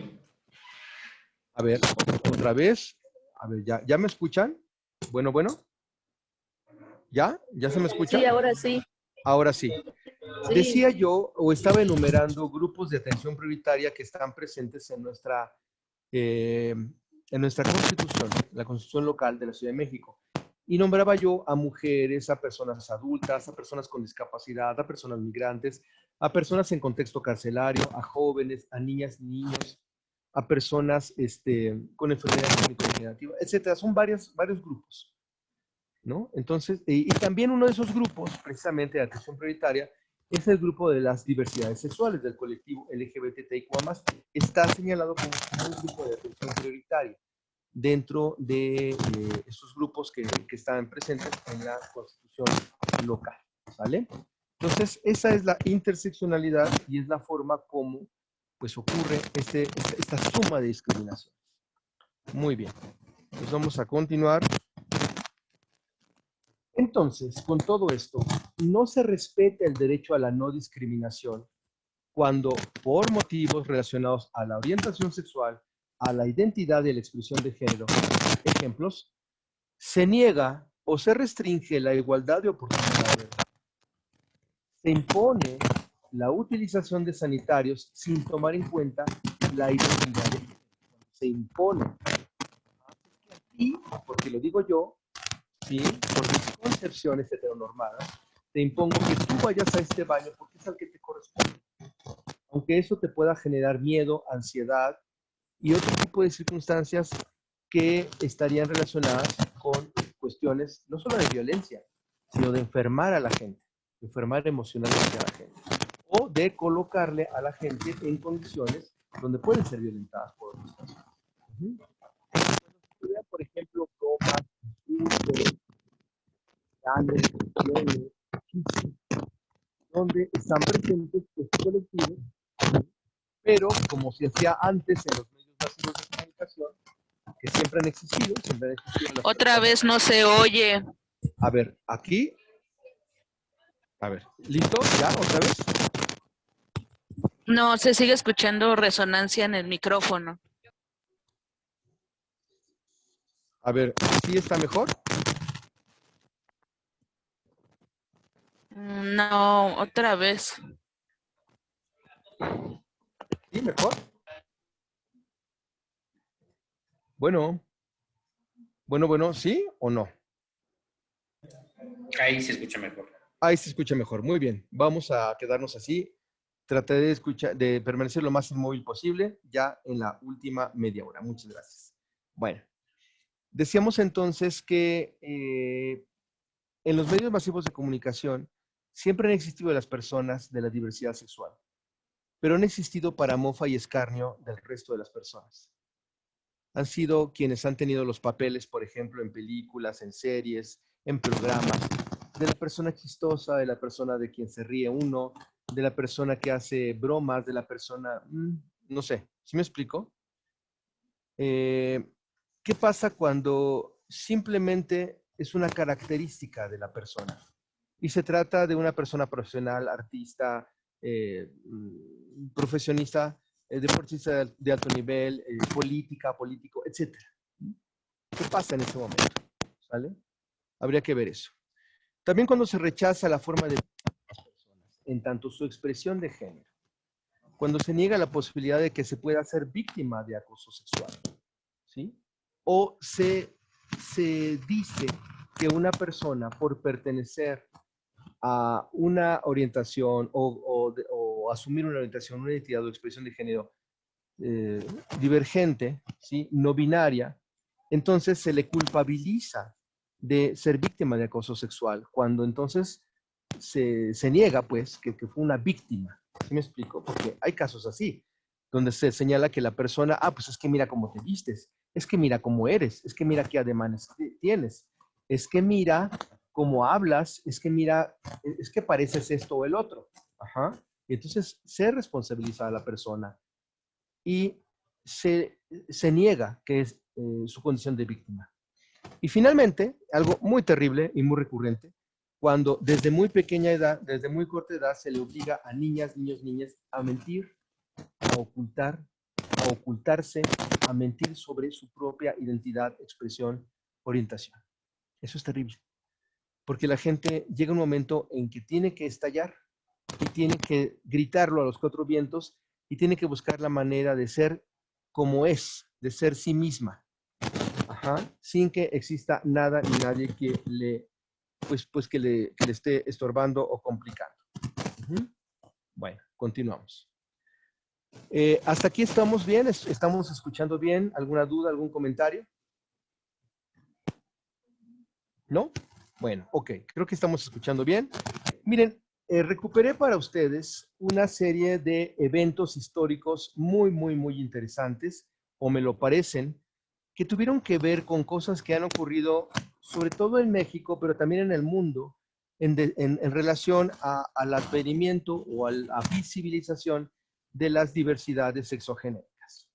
Vámonos a remontar, ¿qué les parece? En primera instancia, al año de 1901. En el año de 1901, el 18 de noviembre, a las 3 de la mañana, según narran crónicas, en la calle de La Paz, hoy Ezequiel Montes, en el centro histórico, los gendarmes en turno descubren el famoso baile de los 41. ¿Cómo ocurrió este baile? Bueno, pues eran personas acomodadas, personas con cierto nivel, que en alguno de los grandes salones de los edificios y palacetes del centro histórico participaron en un gran baile. Eran de entrada 42 personas, 22 personas investidas como personas, hombres, masculinas, con una indumentaria masculina de la época. La otra mitad, las otras 22 personas, con identidad indumentaria investidas como mujeres, con vestido, pues. Era un gran baile, pero todos eran hombres. Una de esas personas resulta que era el yerno de Porfirio Díaz, Ignacio de la Torre y Mier, quien estaba casado con Amada, la hija consentida del general Porfirio Díaz. Cuando descubren todo el merequetengue, diría mi abuelita, se aprende a todos, pero se descubre que por ahí estaba el citado Ignacio de la Torre. Como era una persona muy influyente y muy importante, y como no se le quería dar un disgusto al general Díaz, ¿no? Y como iba a ser un escándalo mayúsculo, entonces se le liberó. Al resto, a los 41, se les deportó para hacer trabajos forzados en la península de Yucatán. Hasta ahí la crónica. Pero fíjense nada más que interesante. Después, Guadalupe Posada inmortaliza en una especie como de imagen, como de membrete, de publicidad, de cromo, pues, pintado, ¿no? A la usanza de cómo él hacía las cosas, de los personajes de Guadalupe Posada, y ahí él plasma a los 41. Más adelante, después de que revisemos todo esto, le voy a poner imágenes al respecto para que lo vean, va a ser bien interesante, pero váyanselo imaginando, ¿sale? O a lo mejor ya lo vieron. Si se dan una vuelta en el transbordo del metro, Zapata, para transbordar de la línea 3 a la línea 12, hay un túnel de caricaturas, donde se hace un homenaje a las y los caricaturistas de México. Y ahí hay una parte donde está la imagen de los 41 de Guadalupe Posada. Bueno, para que se den una vuelta. Luego, continuamos. En 1944, los campos de concentración de Schirmeck, no sé pronunciar alemán, no sé, discúlpenme, en la Alemania nazi, y en otros campos de concentración, por aquí encontré esta cita, los homosexuales eran señalados con un triángulo rosa. Ustedes seguramente han visto, y si no la han visto, se los recomiendo mucho, una película bellísima, está en Netflix, que se llama El niño con el pijama a rayas. La historia de un niño que se hace, un niño que era hijo. Bueno, ahí está. ¿Se escucha, perdón? Sí, adelante. ¿Sí se escucha? Ok, perfecto. Es que de repente me apareció una señal de que se había desactivado mi micrófono. Bien. Entonces, en esta película, un niño, hijo de un general nazi que cuidaba un campo de concentración, se hace amigo de otro niño que estaba dentro del campo de concentración. No les digo más, para no entorpecer el final de la película, pero es una película bellísima y se llamaba El niño con el pijama a rayas porque el otro niño creía que era una pijama y no, es el uniforme que le daban a las personas que estaban dentro de los campos de concentración. Se les ponía además de ese traje triángulos de colores para identificarlos y generar guetos dentro de los guetos. A los homosexuales se les colocaba en el hombro o en el frente, en la camisa, un triángulo rosa. ¿Sale? Bien. Nos vamos al año de 1950. En la crujía J de la cárcel de Lecumberri, era justo en esa crujía, una crujía que era una especie como de cárcel, de espacio carcelario, digámoslo así. Todos estaban numerados con letras del alfabeto. La letra J, o en esa letra, le correspondía a las personas que eran amaneradas, hombres vestidos de mujer o prostitutos. Que por ese ejercicio, o solamente por su expresión de género, sus amaneramientos y sus actitudes o comportamientos, solamente por eso eran aprendidos, serán encarcelados en la crujía Jota. De ahí viene la expresión muy mexicana de joto. Eres un joto, eres una jota. Ah, ¿por qué? Porque sales o fuiste, te metieron en la crujía Jota. ¿Sí me explicó? De ahí viene esa expresión. Nos vamos al año de 1969. Yo nazco en ese año. El 28 de junio, yo no nazco en ese año, sale solo en ese año, pero ocurrió el junio 28 en Stonewall, en Nueva York, Estados Unidos, hubo una primera resistencia histórica y documentada de una redada homófoba a cargo de la policía, donde la gente que era víctima de la redada se resistió y dijo, no, no queremos esto, no queremos que vengan y nos insulten, nos golpeen, nos discriminen, nos maltraten, nos violenten y nos lleven arrestadas o arrestados solo por el hecho de estar en un bar donde la estamos pasando bien, donde no se cometen delitos, donde solamente nos estamos divirtiendo. Ese fue el detonante y ahí, a partir de ahí arrancó la historia de las marchas del orgullo en todo el mundo. A partir de el gran ejercicio que ocurrió en Stonewall, ¿no? En 1969, el 28 de julio. Muy, muy, muy interesante. Luego viene el año de 1978. El 2 de octubre, a 10 años de la matanza de Tlatelolco, en la Plaza de las Tres Culturas hubo grandes contingentes que se presentaron, se manifestaron, marcharon y expresaron su apoyo, digamos, a la memoria de quienes habían muerto, al repudio por la violencia genocida del gobierno en turno en aquel tiempo, ¿no? Y entonces, en ese momento, un contingente de la diversidad sexual, donde una de las personas que encabezaban ese contingente era la activista lésbica Nancy Cárdenas, entra con su contingente a la Plaza de las Tres Culturas y la gente, el resto de los contingentes ovacionan a Nancy Cárdenas y su contingente. Enarbolaban banderas de la diversidad sexual, que en aquel tiempo eran todavía de 8 colores, ¿no? Los colores que pueden ver ustedes en la bandera que tengo aquí hasta abajo, en un dibujito, si los cuentan, son 7 colores. Agréguenle a el color rosa. Resulta, cuenta la historia, que antiguamente pues no se vendían las banderas en ningún lado porque estaba prohibido. La gente las hacía en su casa a mano, las cosía tiras de tela, y era difícil encontrar telas en ocasiones en algún lugar de Estados Unidos, telas de color rosa o telas de color azul claro. Eran 8 colores originalmente. Caen en desuso el uso de estos colores para hacerlo más práctico porque era más fácil encontrar el resto de los colores y la bandera quedó finalmente de 6 colores. Es decir, como esta que tenemos aquí abajo, menos el color azul claro, solo con el color azul oscuro. Entonces los colores de la bandera, como actualmente es rojo, naranja, amarillo, verde, azul oscuro y violeta. 6 colores nada más que representan la diversidad sexual. Hay muchas otras banderas actualmente que no están presentes aquí en la presentación.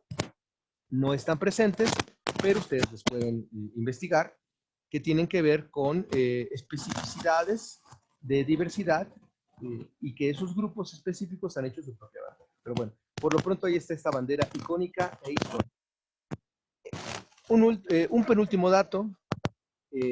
Una activista, mujer trans, afrodescendiente, Marsha P. Johnson, mujer de muy bajos recursos, en los 80s, fue una de las grandes activistas y defensoras de los derechos del colectivo LGBTI+. Tuvo un final terrible. En un caso se encontró su cadáver. Murió muy joven. Hemos seguido un poco su historia. Estamos convencidos de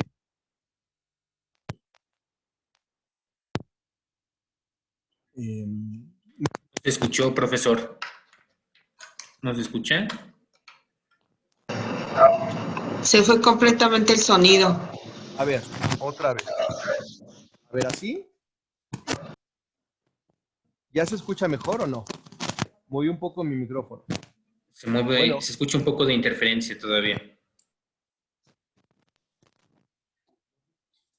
A ver. ¿Ya se escucha mejor? ¿Se escucha o no? No. ¿No?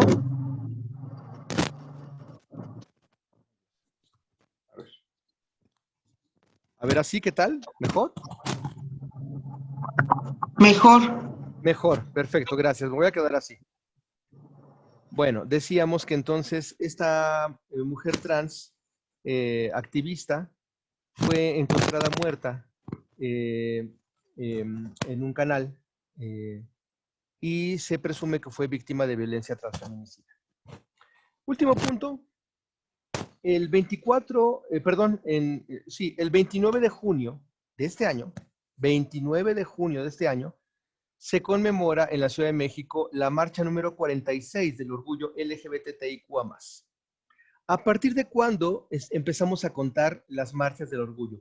A partir de un año después, a 1978.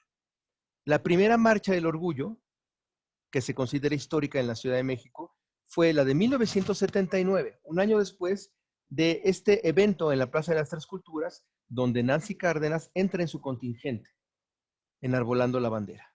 Ajá. Entonces, este próximo, de este sábado en 8, tendremos la Gran Marcha del Orgullo, número 46 de la Ciudad de México. Por eso las marchas tienen diferentes números en cada entidad del país y en otras partes del mundo. En Estados Unidos van mucho más adelante de la 46, porque toman en cuenta desde la fecha del 69 en adelante, por ejemplo, ¿no? Y así. Pero en México, en la Ciudad de México, es la marcha número 46. Bueno, ¿me escuchan? Espero que sí, porque aquí tenemos entonces ahora las imágenes que corresponden a lo que ya hemos revisado. Aquí está el panfleto de Guadalupe Posadas, los 41. Aquí están los maricones muy chulos y coquetones. Era el membrete que se puso en ese momento. Estamos hablando de 1901.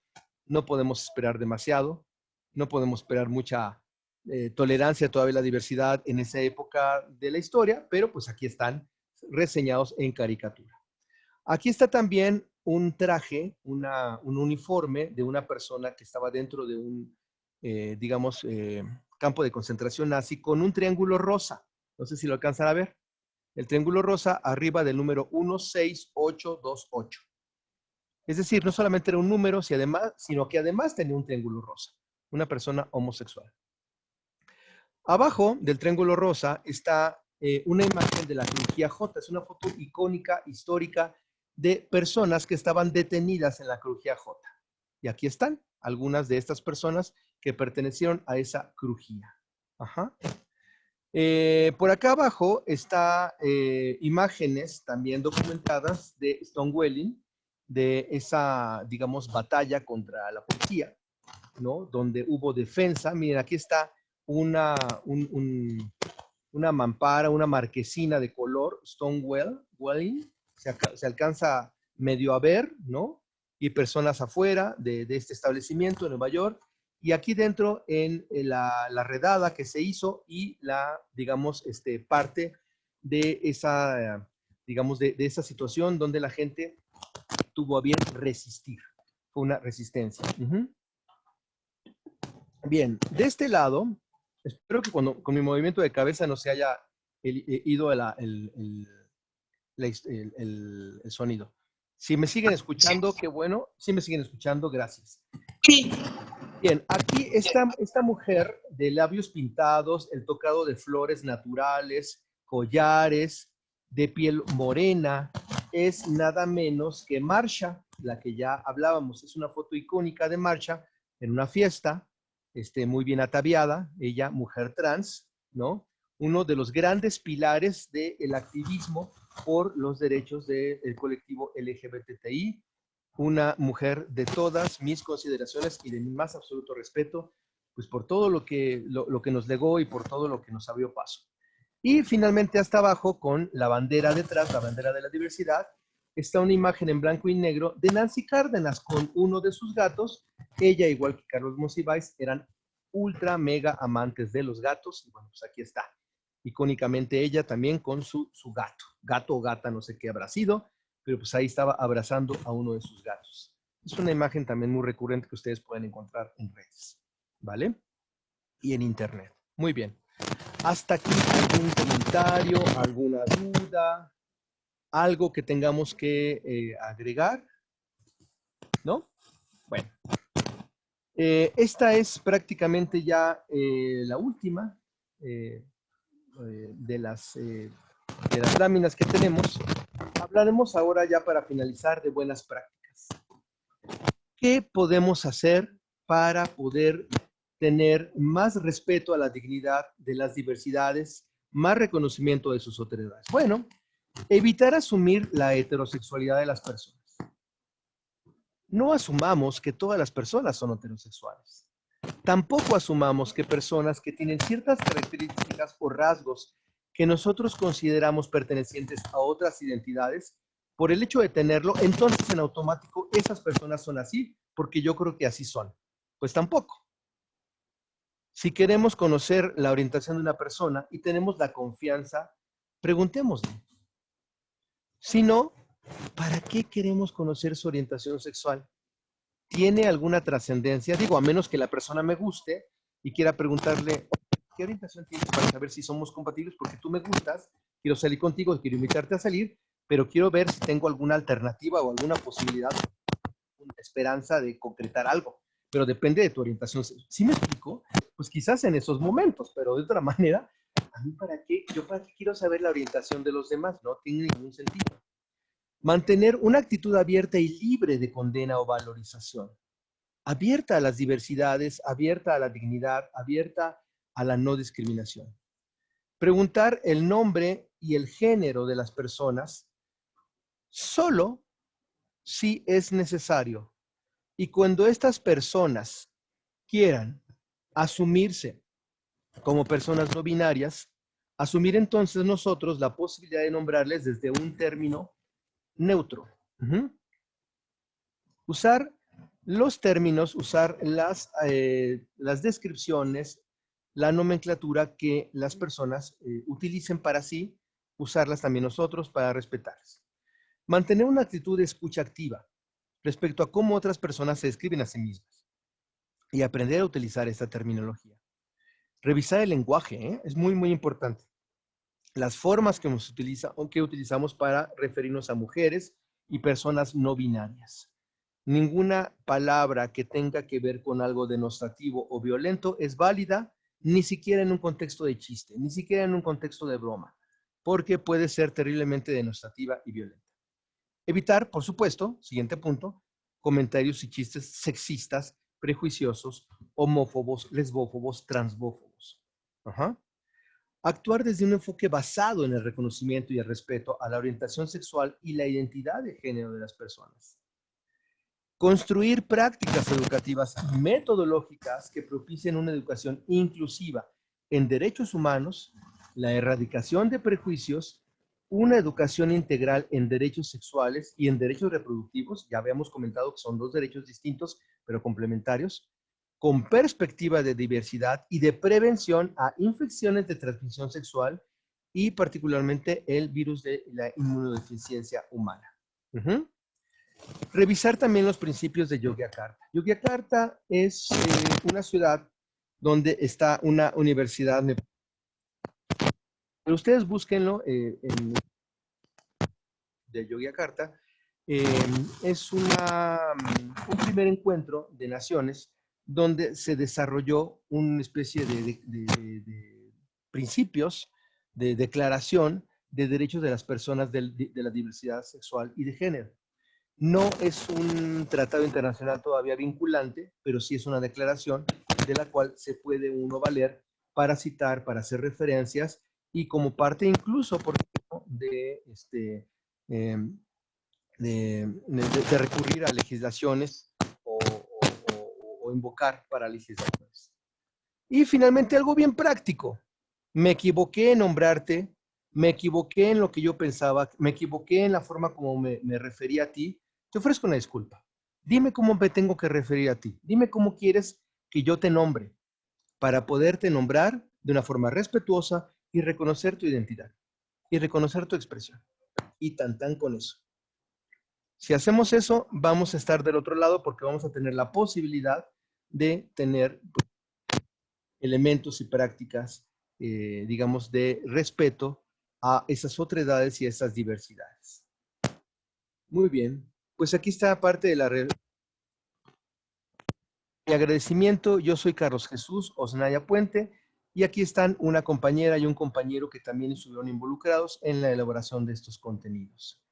Y bueno, pues con esto vamos a dejar de compartir pantalla. Ajá. Y pues me gustaría saber si me escuchan para preguntar si en estos últimos minutitos todavía tenemos algún comentario, algo que alguien quiera agregar o añadir, algo que quedara por ahí en el tintero. Entonces díganme por favor. Muchas gracias. Gracias, Carlos. Quien guste puede activar su micrófono o dejar su comentario Claro que a través sí. del chat. Por supuesto. Y estoy leyendo los agradecimientos. No, pues el agradecido soy yo por su infinita paciencia, por pues por todo lo que fue necesario para que me permitieran estar aquí con ustedes. De verdad, el agradecido enteramente soy yo. ¿Alguien desea participar?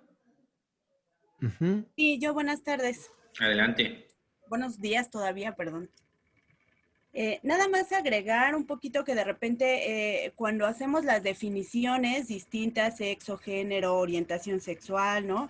Identidad de género, pareciera que es algo acabado, ¿no? Que ahí se termina, ¿no? Sin embargo, yo quisiera agregar que es algo que está en constante transformación también, ¿no? Y que, por ejemplo, si a lo mejor ahorita pareciera en nuestras adolescencias, sobre todo, que tienen a lo mejor cierta orientación sexual, ¿no? Que no necesariamente está acabada y que también somos sujetos que estamos aprendiendo constantemente, conociéndonos, ¿no? Interactuando y que pues igual nuestras identidades, ¿no? Nuestras identidades pueden estar en constante transformación y que a lo mejor el género que me fue asignado socialmente, que yo asumí a lo mejor desde que era niña, puedo ir también en este proceso de ir conociendo, ir también transformándolo, ¿no? Ir también adaptándome a nuevas circunstancias. O sea, es decir, que estos conceptos no son algo acabado, que como seres humanos pues estamos transformándonos, caminando, avanzando, y que por lo tanto, pues bueno, también estos conceptos pues están reformulando nuestras personas, ¿no? Un poquito por ahí, y que bueno, que de repente también en este tema de las violencias, pues también es un poco violento asumir, ¿no? Y determinar, por ejemplo, yo trabajo con adolescencias y de repente, pues asumirlas de una manera y tratarlas de una manera y entonces decir, bueno, porque pues naciste con este sexo biológico y te asumiste tu género de esta manera y entonces vas a caminar por aquí, ¿no? Así es. Creo que también tiene que ver con cómo ejercemos violencia hacia esas otredades. Gracias. Tienes toda la razón, Erika. Muchas gracias porque esto colabora muchísimo a un cierre más interesante, para ir como redondeando algunas ideas. Efectivamente, no es algo acabado, no es algo absoluto.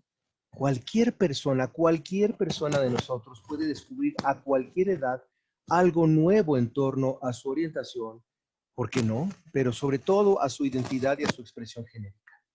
Podemos de repente descubrir algo y atrevernos a hacer algo que tal vez estuvo por ahí oculto siempre, que tal vez nunca quisimos mirar de nosotras, de nosotros, de nosotres, pero que ahí estuvo y que en algún momento, ¿por qué no? Le podemos dar la oportunidad para que esto surja, para que esto, digamos, salga adelante y se exprese.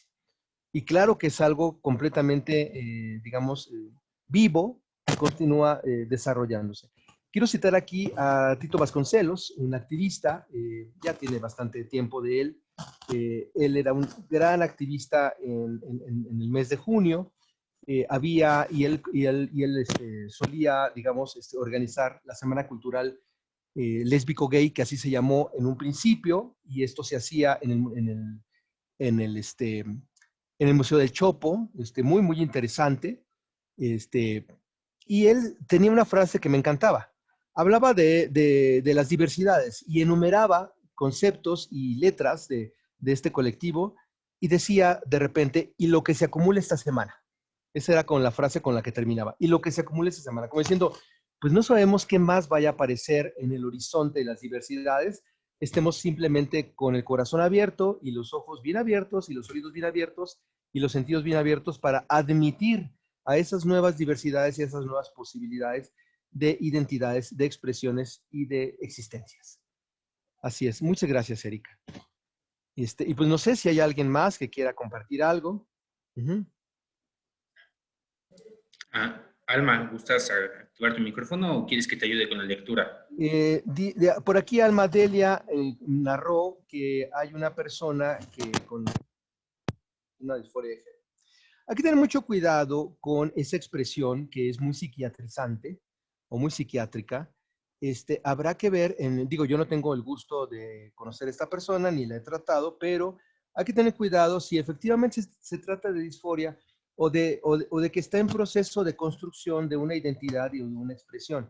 A lo mejor está en un proceso transitorio y solamente habría que, digamos, apoyarle a caminar con esta persona, no para decirle hacia dónde vaya, sino para acompañarle en su caminar y que descubra hacia dónde quiere dirigirse, o si se quiere regresar, o si quiere que esa transición sea de ida y vuelta, o se quede a la mitad del camino, o tenga como un vaivén, un sinfín de posibilidades. Sí, efectivamente, algunas personas así lo refieren de sí porque seguramente ha encontrado algún tipo de literatura donde así lo refiere, o alguien con una presunta expertise le ha dicho, es que tú tienes una disforia, pero hay que tener mucho cuidado, ¿sale?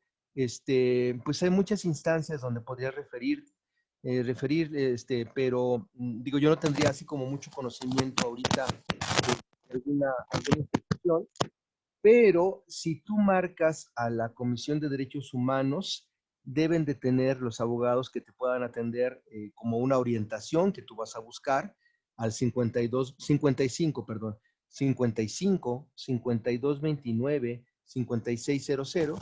Tú puedes allí solicitarlo. Y fíjate que tengo esta situación y necesito que tú me orientes para encontrar alguna institución que me pueda brindar más información para poderle dar una mejor atención a esta persona.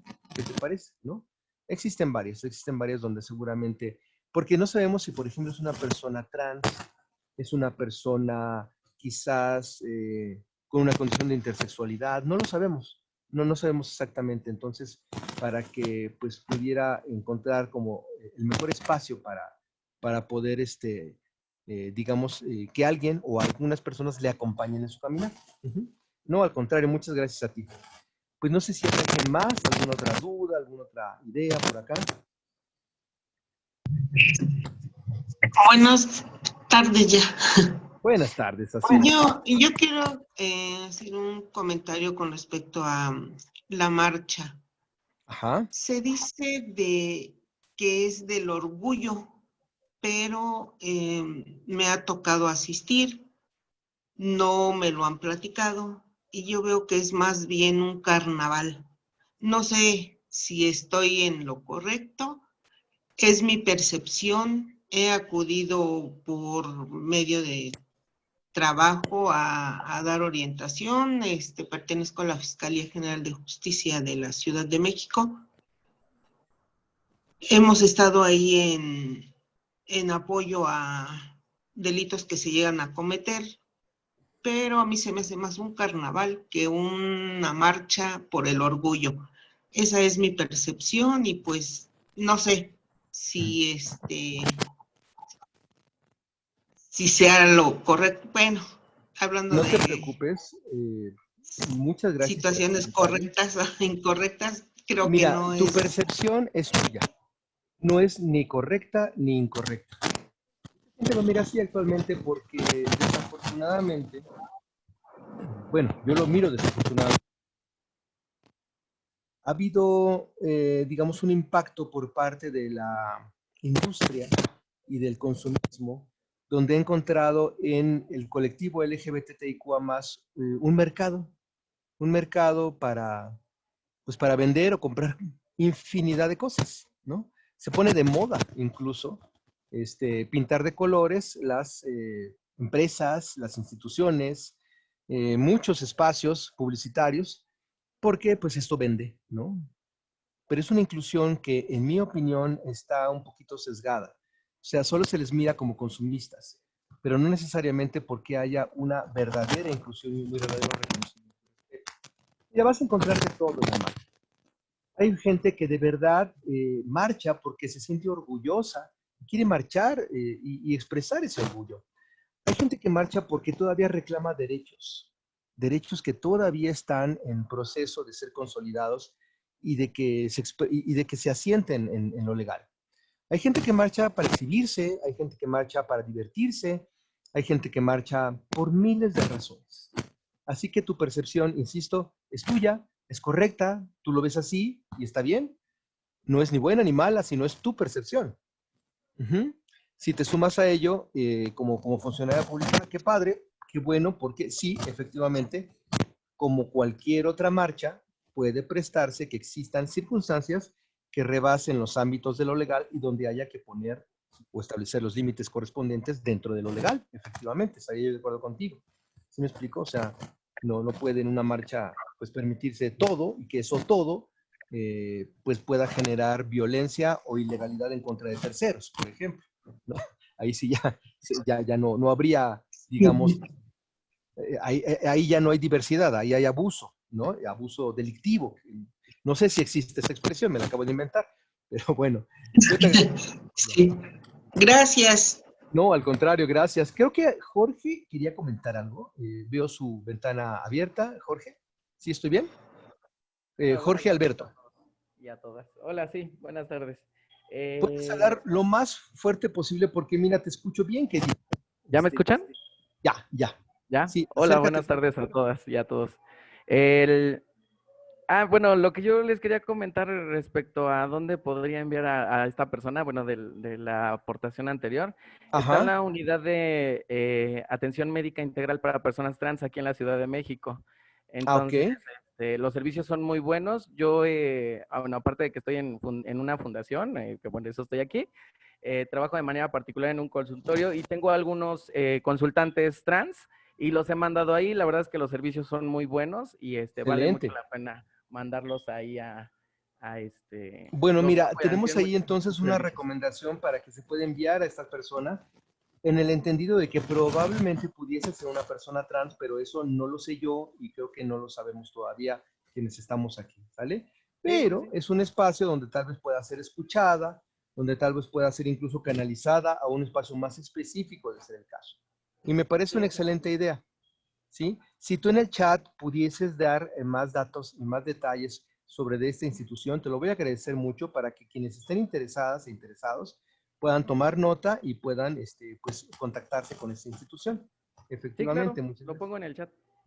Gracias por esta aportación. Muchas gracias, Jorge. Sí, no sé si alguien más, Jorge Adán, creo que tú estabas en la coordinación. Sí, ¿nadie más desea participar? Ok, entonces, si no ven inconveniente, vamos a dar por terminada esta actividad. Si me permiten, voy a compartir mi pantalla para hacer una entrega, un reconocimiento a Carlos Jesús Osnaya Puente por haber acompañado en esta actividad denominada Diversidad Sexual y Derechos Humanos. Firma la licenciada Arlet Urriz Mendoza, directora de Programas Asistenciales de la Junta de Asistencia Privada.